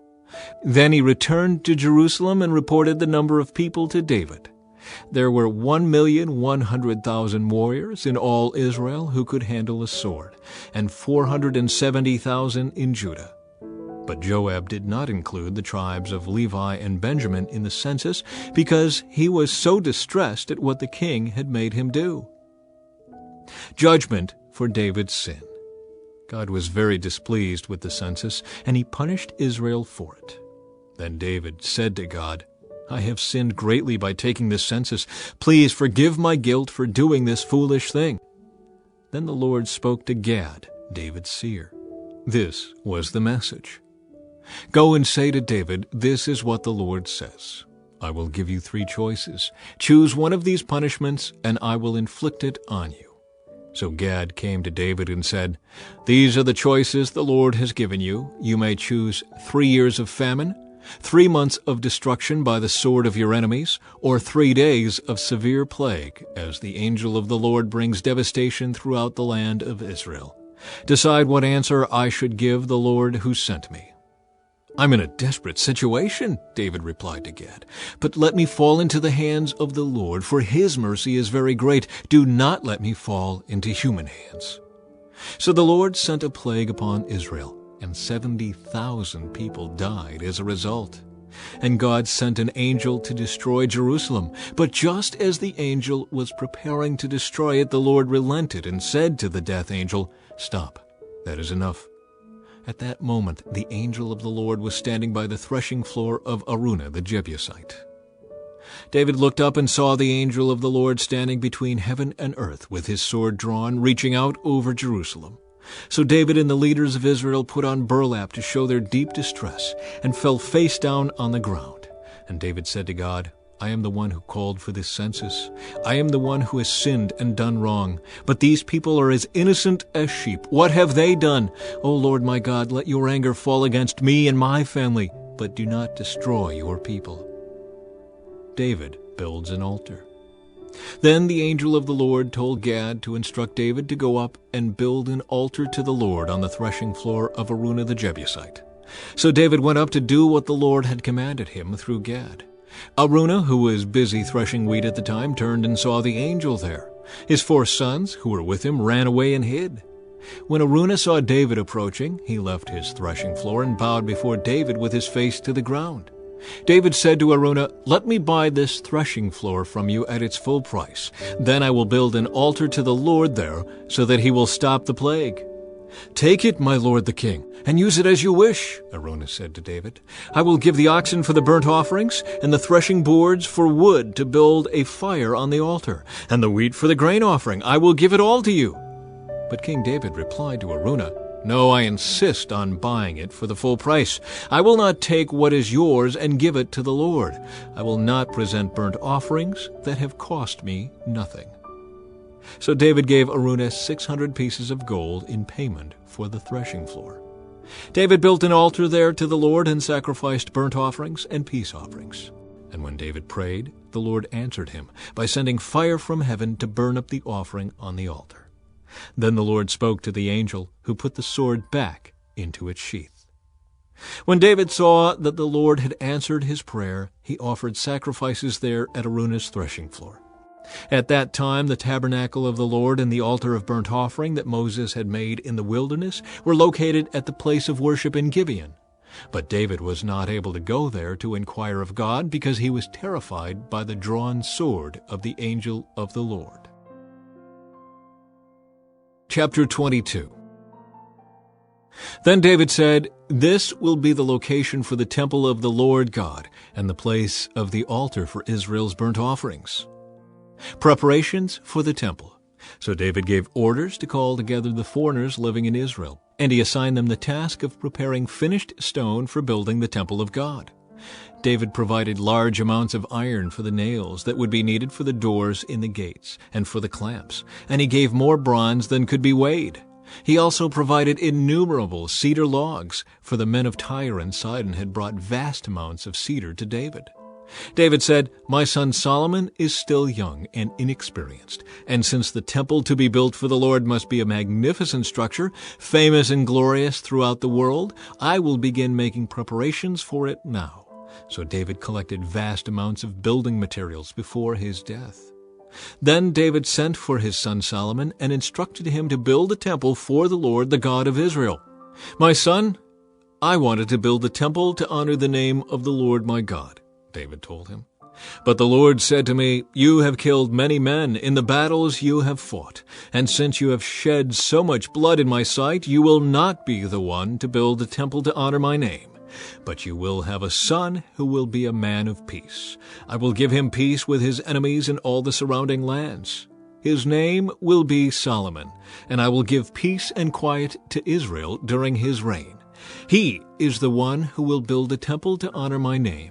He will be my son, and I will be his father, and I will secure the throne of his kingdom over Israel forever. Now, my son, may the Lord be with you and give you success as you follow his directions in building the temple of the Lord your God. And may the Lord give you wisdom and understanding, that you may obey the law of the Lord your God as you rule over Israel. For you will be successful if you carefully obey the decrees and regulations that the Lord gave to Israel through Moses. Be strong and courageous. Do not be afraid or lose heart. I have worked hard to provide materials for building the temple of the Lord, nearly 4,000 tons of gold, 40,000 tons of silver, and so much iron and bronze that it cannot be weighed. I have also gathered timber and stone for the walls, though you may need to add more. You have a large number of skilled stonemasons and carpenters and craftsmen of every kind. You have expert goldsmiths and silversmiths and workers of bronze and iron. Now begin the work, and may the Lord be with you." Then David ordered all the leaders of Israel to assist Solomon in this project. "The Lord your God is with you," he declared. "He has given you peace with the surrounding nations. He has handed them over to me, and they are now subject to the Lord and his people. Now seek the Lord your God with all your heart and soul. Build the sanctuary of the Lord God so that you can bring the ark of the Lord's covenant and the holy vessels of God into the temple built to honor the Lord's name." Chapter 23. Duties of the Levites. When David was an old man, he appointed his son Solomon to be king over Israel. David summoned all the leaders of Israel together with the priests and Levites.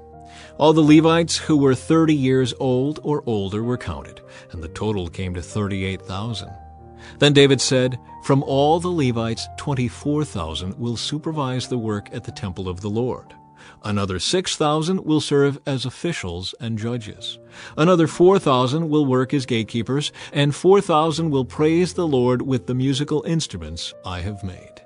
Then David divided the Levites into divisions named after the clans descended from the 3 sons of Levi, Gershon, Kohath, and Merari.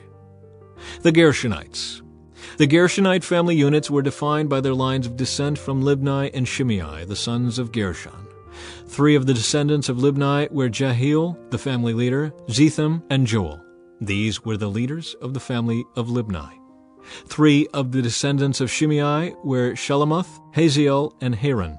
4 other descendants of Shimei were Jahath, Ziza, Jeush, and Beriah. Jahath was the family leader, and Ziza was next. Jeush and Beriah were counted as a single family because neither had many sons. The Kohathites. 4 of the descendants of Kohath were Amram, Izhar, Hebron, and Uzziel. The sons of Amram were Aaron and Moses. Aaron and his descendants were set apart to dedicate the most holy things, to offer sacrifices in the Lord's presence, to serve the Lord, and to pronounce blessings in his name forever.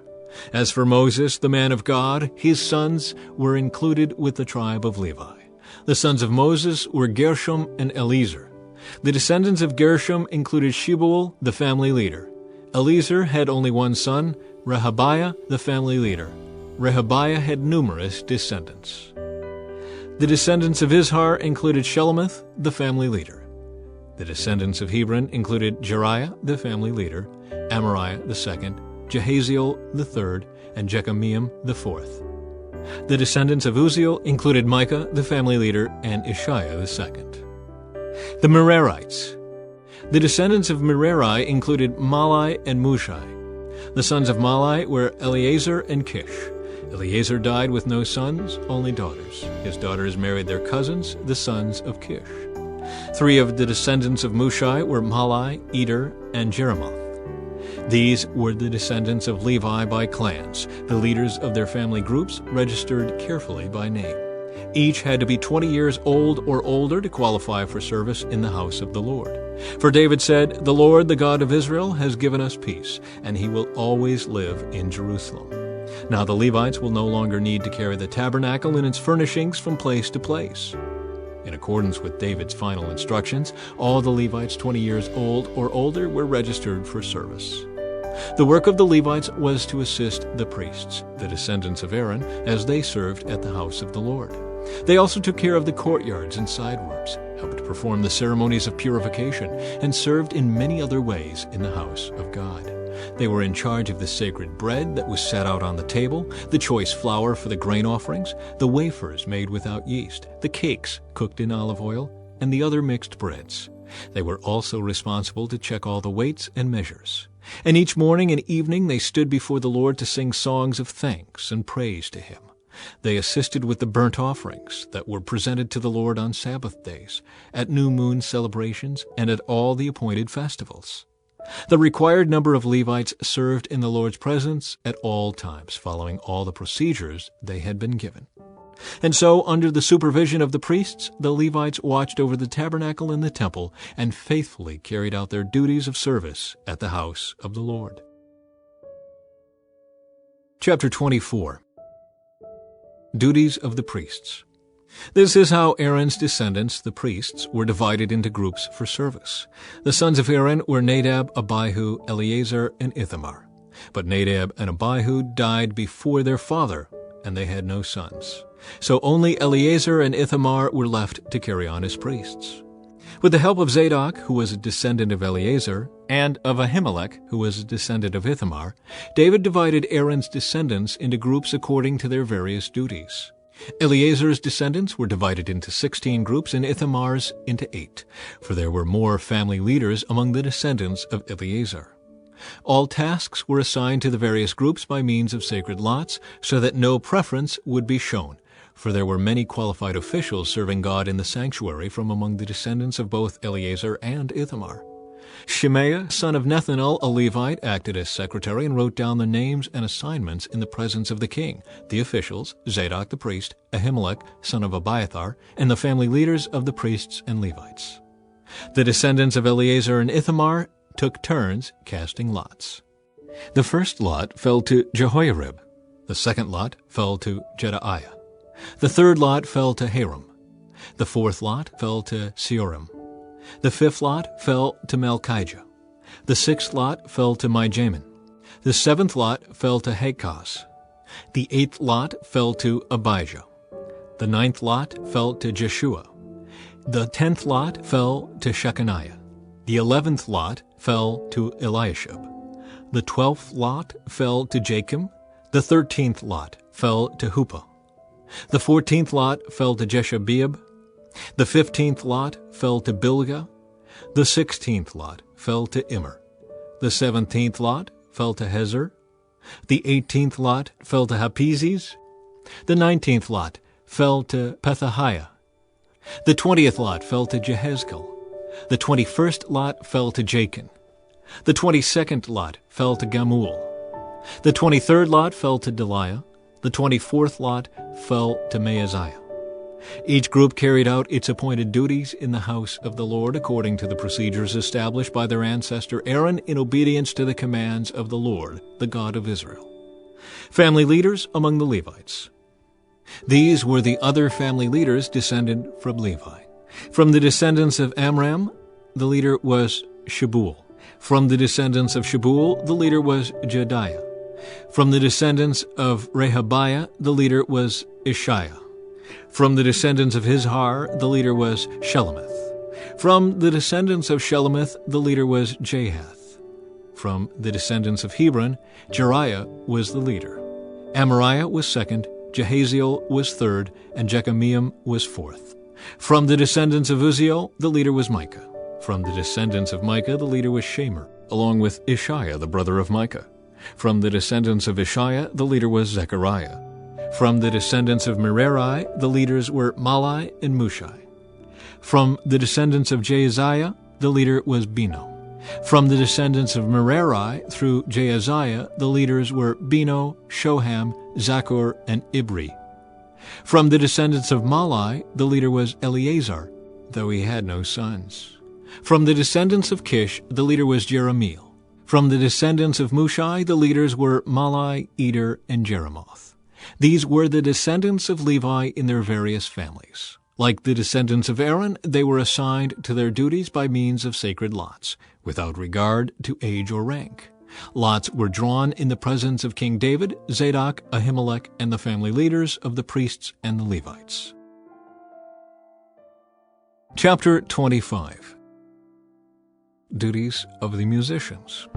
David and the army commanders then appointed men from the families of Asaph, Heman, and Jeduthun to proclaim God's messages to the accompaniment of lyres, harps, and cymbals. Here is a list of their names and their work. From the sons of Asaph, there were Zaccur, Joseph, Nethaniah, and Azarellah. They worked under the direction of their father Asaph, who proclaimed God's messages by the king's orders. From the sons of Jeduthun, there were Gedaliah, Zeri, Jeshaiah, Shimei, Hashabiah, and Mattithiah, 6 in all. They worked under the direction of their father Jeduthun, who proclaimed God's messages to the accompaniment of the lyre, offering thanks and praise to the Lord. From the sons of Heman, there were Bukiah, Mattaniah, Uzziel, Shubael, Jeremoth, Hananiah, Hanani, Eliathah, Gedaltai, Romantiezer, Joshbekashah, Malothi, Hathir, and Mahazioth. All these were the sons of Heman, the king's seer, for God had honored him with 14 sons and 3 daughters. All these men were under the direction of their fathers as they made music at the house of the Lord. Their responsibilities included the playing of cymbals, harps, and lyres at the house of God. Asaph, Jeduthun, and Heman reported directly to the king. They and their families were all trained in making music before the Lord, and each of them, 288 in all, was an accomplished musician. The musicians were appointed to their term of service by means of sacred lots, without regard to whether they were young or old, teacher or student. The first lot fell to Joseph of the Asaph clan and 12 of his sons and relatives.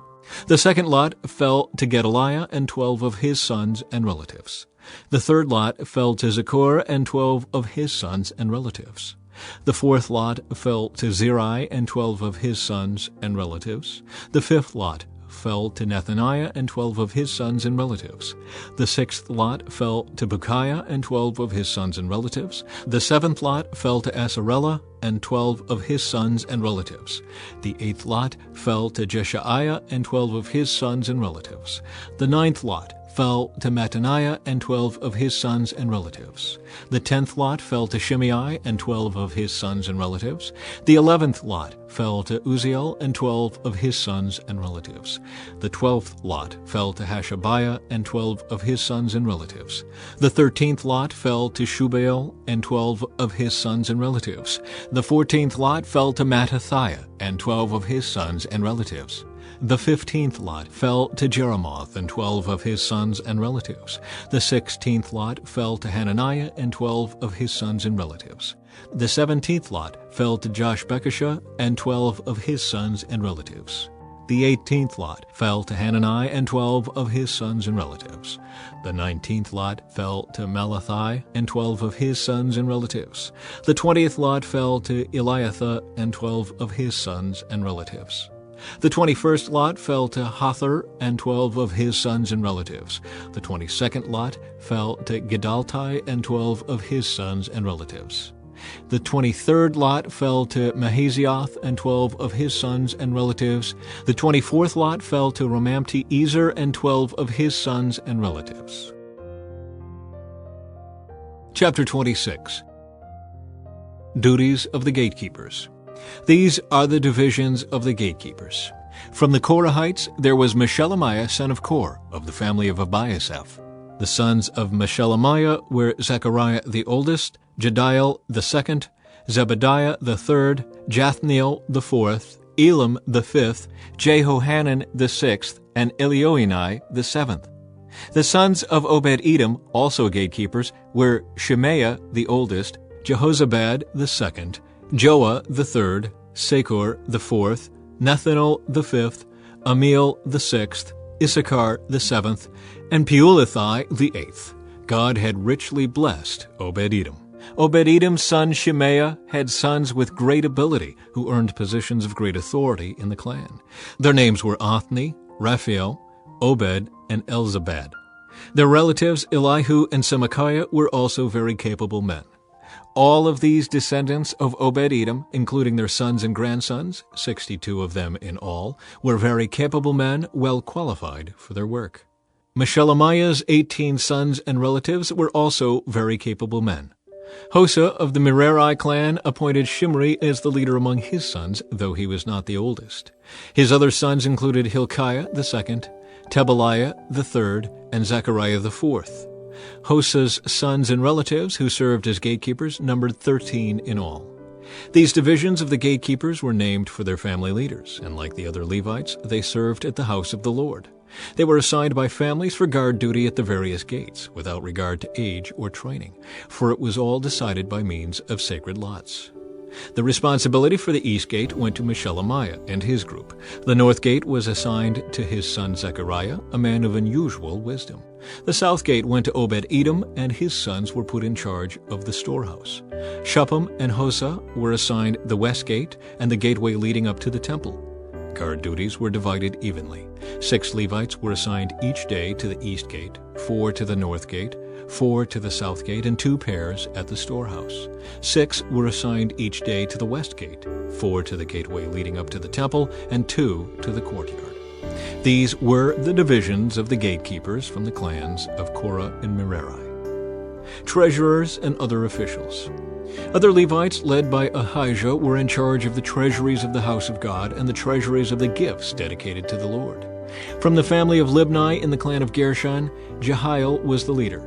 The sons of Jehiel, Zetham and his brother Joel, were in charge of the treasuries of the house of the Lord. These are the leaders that descended from Amram, Izhar, Hebron, and Uzziel. From the clan of Amram, Shubal was a descendant of Gershom, son of Moses. He was the chief officer of the treasuries. His relatives through Eliezer were Rehabiah, Jeshiah, Joram, Zikri, and Shelomoth. Shelomoth and his relatives were in charge of the treasuries containing the gifts that King David, the family leaders, and the generals and captains and other officers of the army had dedicated to the Lord. These men dedicated some of the plunder they had gained in battle to maintain the house of the Lord. Shelomoth and his relatives also cared for the gifts dedicated to the Lord by Samuel the seer, Saul, son of Kish, Abner, son of Ner, and Joab, son of Zuriah. All the other dedicated gifts were in their care too. From the clan of Izhar came Kenaniah. He and his sons were given administrative responsibilities over Israel as officials and judges. From the clan of Hebron came Hashabiah. He and his relatives, 1,700 capable men, were put in charge of the Israelite lands west of the Jordan River. They were responsible for all matters related to the things of the Lord and the service of the king in that area. Also from the clan of Hebron came Jeriah, who was the leader of the Hebronites according to the genealogical records. In the 40th year of David's reign, a search was made in the records, and capable men from the clan of Hebron were found at Jazer in the land of Gilead. There were 2,700 capable men among the relatives of Jeriah. King David sent them to the east side of the Jordan River and put them in charge of the tribes of Reuben and Gad and the half-tribe of Manasseh. They were responsible for all matters related to God and to the king. Chapter 27. Military commanders and divisions. This is the list of Israelite generals and captains and their officers who served the king by supervising the army divisions that were on duty each month of the year. Each division served for 1 month and had 24,000 troops. Joshabim, son of Zabdiel, was commander of the 1st Division of 24,000 troops, which was on duty during the 1st month. He was a descendant of Perez and was in charge of all the army officers for the 1st month. Dodai, a descendant of Ahoah, was commander of the 2nd Division of 24,000 troops, which was on duty during the 2nd month. Mikloth was his chief officer. Benaiah, son of Jehoiada the priest, was commander of the 3rd Division of 24,000 troops, which was on duty during the 3rd month. This was the Benaiah who commanded David's elite military group known as the 30. His son Ammizabad was his chief officer. Asahel, the brother of Joab, was commander of the 4th Division of 24,000 troops, which was on duty during the 4th month. Asahel was succeeded by his son Zebediah. Shammah the Izrahite was commander of the 5th Division of 24,000 troops, which was on duty during the 5th month. Ira, son of Ikish from Tekoa, was commander of the 6th Division of 24,000 troops, which was on duty during the 6th month. Helez, a descendant of Ephraim from Pelon, was commander of the 7th Division of 24,000 troops, which was on duty during the 7th month. Sibekiah, a descendant of Zerah from Husha, was commander of the 8th Division of 24,000 troops, which was on duty during the 8th month. Abiezer from Anathoth in the territory of Benjamin was commander of the 9th Division of 24,000 troops, which was on duty during the 9th month. Maharai, a descendant of Zerah from Netophah, was commander of the 10th Division of 24,000 troops, which was on duty during the 10th month. Benaiah from Pirathon in Ephraim was commander of the 11th Division of 24,000 troops, which was on duty during the 11th month. Helid, a descendant of Othniel from Netophah, was commander of the 12th Division of 24,000 troops, which was on duty during the 12th month. Leaders of the tribes. The following were the tribes of Israel and their leaders. Reuben, Elizur son of Zikri. Simeon, Shephatiah son of Maacah. Levi, Hashabiah son of Kemuel. Aaron the priests, Zadok. Judah, Elihu, a brother of David. Issachar, Omri son of Michael. Zebulun, Ishmaiah son of Obadiah. Naphtali, Jeremoth son of Azriel. Ephraim, Hoshea son of Azaziah. Manasseh, west, Joel son of Pedaiah. Manasseh in Gilead, east, Iddo son of Zechariah. Benjamin, Jaziel son of Abner. Dan, Azarel son of Jeroham. These were the leaders of the tribes of Israel. When David took his census, he did not count those who were younger than 20 years of age, because the Lord had promised to make the Israelites as numerous as the stars in heaven. Joab son of Zeruiah began the census but never finished it, because the anger of God fell on Israel. The total number was never recorded in King David's official records. Officials of David's kingdom. Asmaveth, son of Adil, was in charge of the palace treasuries. Jonathan, son of Uzziah, was in charge of the regional treasuries throughout the towns, villages, and fortresses of Israel. Ezri, son of Caleb, was in charge of the field workers who farmed the king's lands. Shimei from Ramah was in charge of the king's vineyards. Zabdi from Shephem was responsible for the grapes and the supplies of wine. Baal-Hanan from Geder was in charge of the king's olive groves and sycamore fig trees in the foothills of Judah. Joash was responsible for the supplies of olive oil. Shitrai from Sharon was in charge of the cattle on the Sharon plain. Shaphat, son of Adli, was responsible for the cattle in the valleys. Obal the Ishmaelite was in charge of the camels. Jediah from Meronoth was in charge of the donkeys. Jaziz the Hagrite was in charge of the king's flocks of sheep and goats. All these officials were overseers of King David's property. Jonathan, David's uncle, was a wise counselor to the king, a man of great insight and a scribe. Jehiel the Hakmonite was responsible for teaching the king's sons. Ahithophel was the royal adviser. Hushai the Archite was the king's friend. Ahithophel was succeeded by Jehoiada, son of Benaiah, and by Abiathar. Joab was commander of the king's army. Chapter 28. David's instructions to Solomon. David summoned all the officials of Israel to Jerusalem, the leaders of the tribes, the commanders of the army divisions, the other generals and captains, the overseers of the royal property and livestock, the palace officials, the mighty men, and all the other brave warriors in the kingdom. David rose to his feet and said, "My brothers and my people, it was my desire to build a temple where the ark of the Lord's covenant, God's footstool, could rest permanently. I made the necessary preparations for building it, but God said to me, 'You must not build a temple to honor my name, for you are a warrior and have shed much blood.' Yet the Lord, the God of Israel, has chosen me from among all my father's family to be king over Israel forever. For he has chosen the tribe of Judah to rule, and from among the families of Judah he chose my father's family. And from among my father's sons the Lord was pleased to make me king over all Israel. And from among my sons, for the Lord has given me many, he chose Solomon to succeed me on the throne of Israel and to rule over the Lord's kingdom.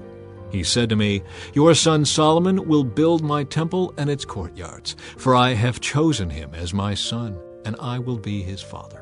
And if he continues to obey my commands and regulations, as he does now, I will make his kingdom last forever.' So now, with God as our witness, and in the sight of all Israel, the Lord's assembly, I give you this charge. Be careful to obey all the commands of the Lord your God, so that you may continue to possess this good land and leave it to your children as a permanent inheritance. And Solomon, my son, learn to know the God of your ancestors intimately.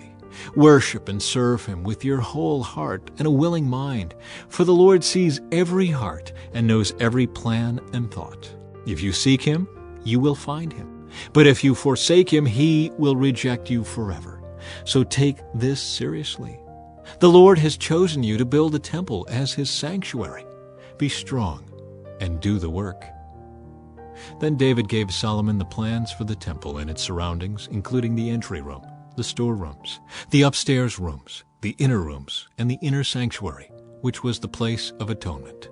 David also gave Solomon all the plans he had in mind for the courtyards of the Lord's temple, the outside rooms, the treasuries, and the rooms for the gifts dedicated to the Lord. The king also gave Solomon the instructions concerning the work of the various divisions of priests and Levites in the temple of the Lord. And he gave specifications for the items in the temple that were to be used for worship. David gave instructions regarding how much gold and silver should be used to make the items needed for service. He told Solomon the amount of gold needed for the gold lampstands and lamps, and the amount of silver for the silver lampstands and lamps, depending on how each would be used. He designated the amount of gold for the table on which the bread of the presence would be placed, and the amount of silver for other tables. David also designated the amount of gold for the solid gold meat hooks used to handle the sacrificial meat, and for the basins, pitchers, and dishes, as well as the amount of silver for every dish. He designated the amount of refined gold for the altar of incense. Finally, he gave him a plan for the Lord's chariot, the gold cherubim whose wings were stretched out over the ark of the Lord's covenant. Every part of this plan, David told Solomon, was given to me in writing from the hand of the Lord.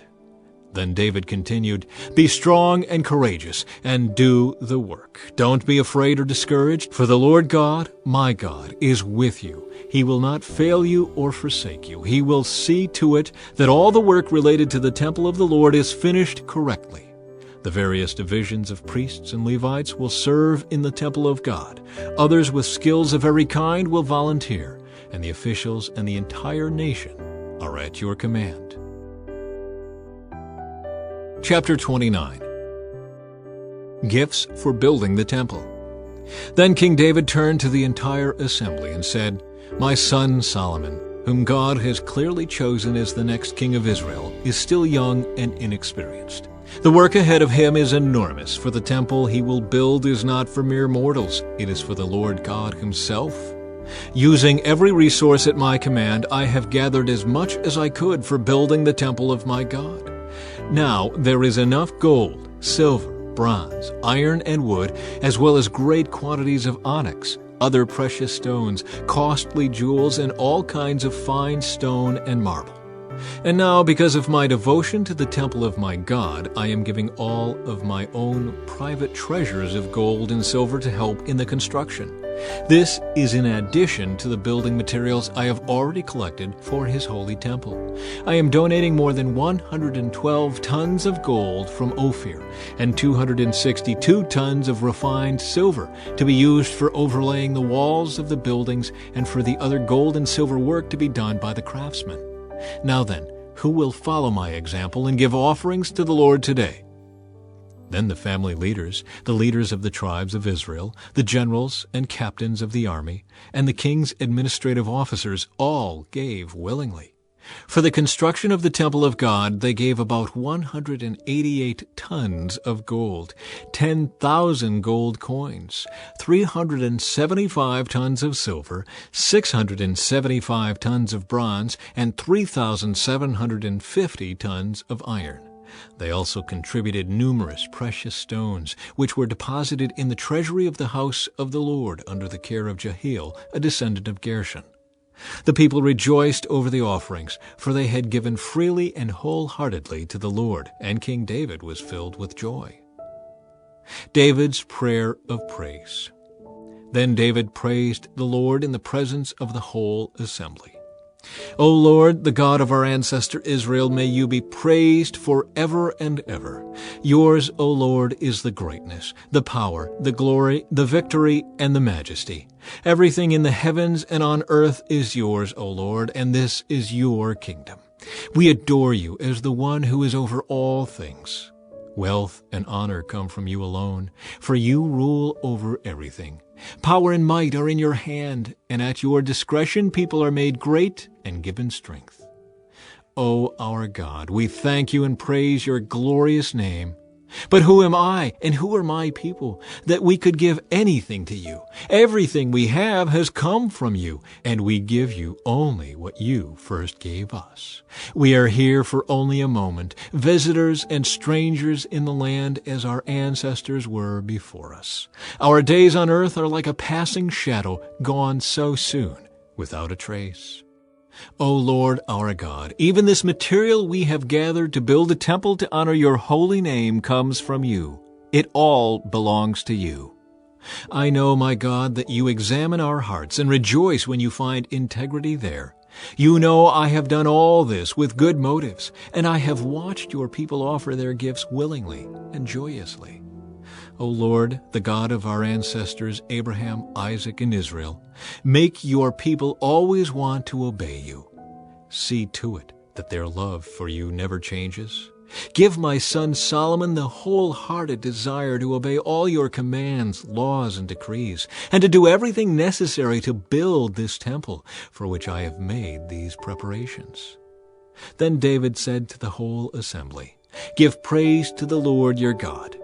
And the entire assembly praised the Lord, the God of their ancestors, and they bowed low and knelt before the Lord and the king. Solomon named as king. The next day they brought 1,000 bulls, 1,000 rams, and 1,000 male lambs as burnt offerings to the Lord. They also brought liquid offerings and many other sacrifices on behalf of all Israel. They feasted and drank in the Lord's presence with great joy that day. And again they crowned David's son Solomon as their new king. They anointed him before the Lord as their leader, and they anointed Zadok as priest. So Solomon took the throne of the Lord in place of his father David, and he succeeded in everything, and all Israel obeyed him. All the officials, the warriors, and the sons of King David pledged their loyalty to King Solomon, and the Lord exalted Solomon in the sight of all Israel, and he gave Solomon greater royal splendor than any king in Israel before him. Summary of David's reign. So David, son of Jesse, reigned over all Israel. He reigned over Israel for 40 years, 7 of them in Hebron and 33 in Jerusalem. He died at a ripe old age, having enjoyed long life, wealth, and honor. Then his son Solomon ruled in his place. All the events of King David's reign from beginning to end are written in the record of Samuel the seer, the record of Nathan the prophet, and the record of Gad the seer. These accounts include the mighty deeds of his reign and everything that happened to him and to Israel and to all the surrounding kingdoms.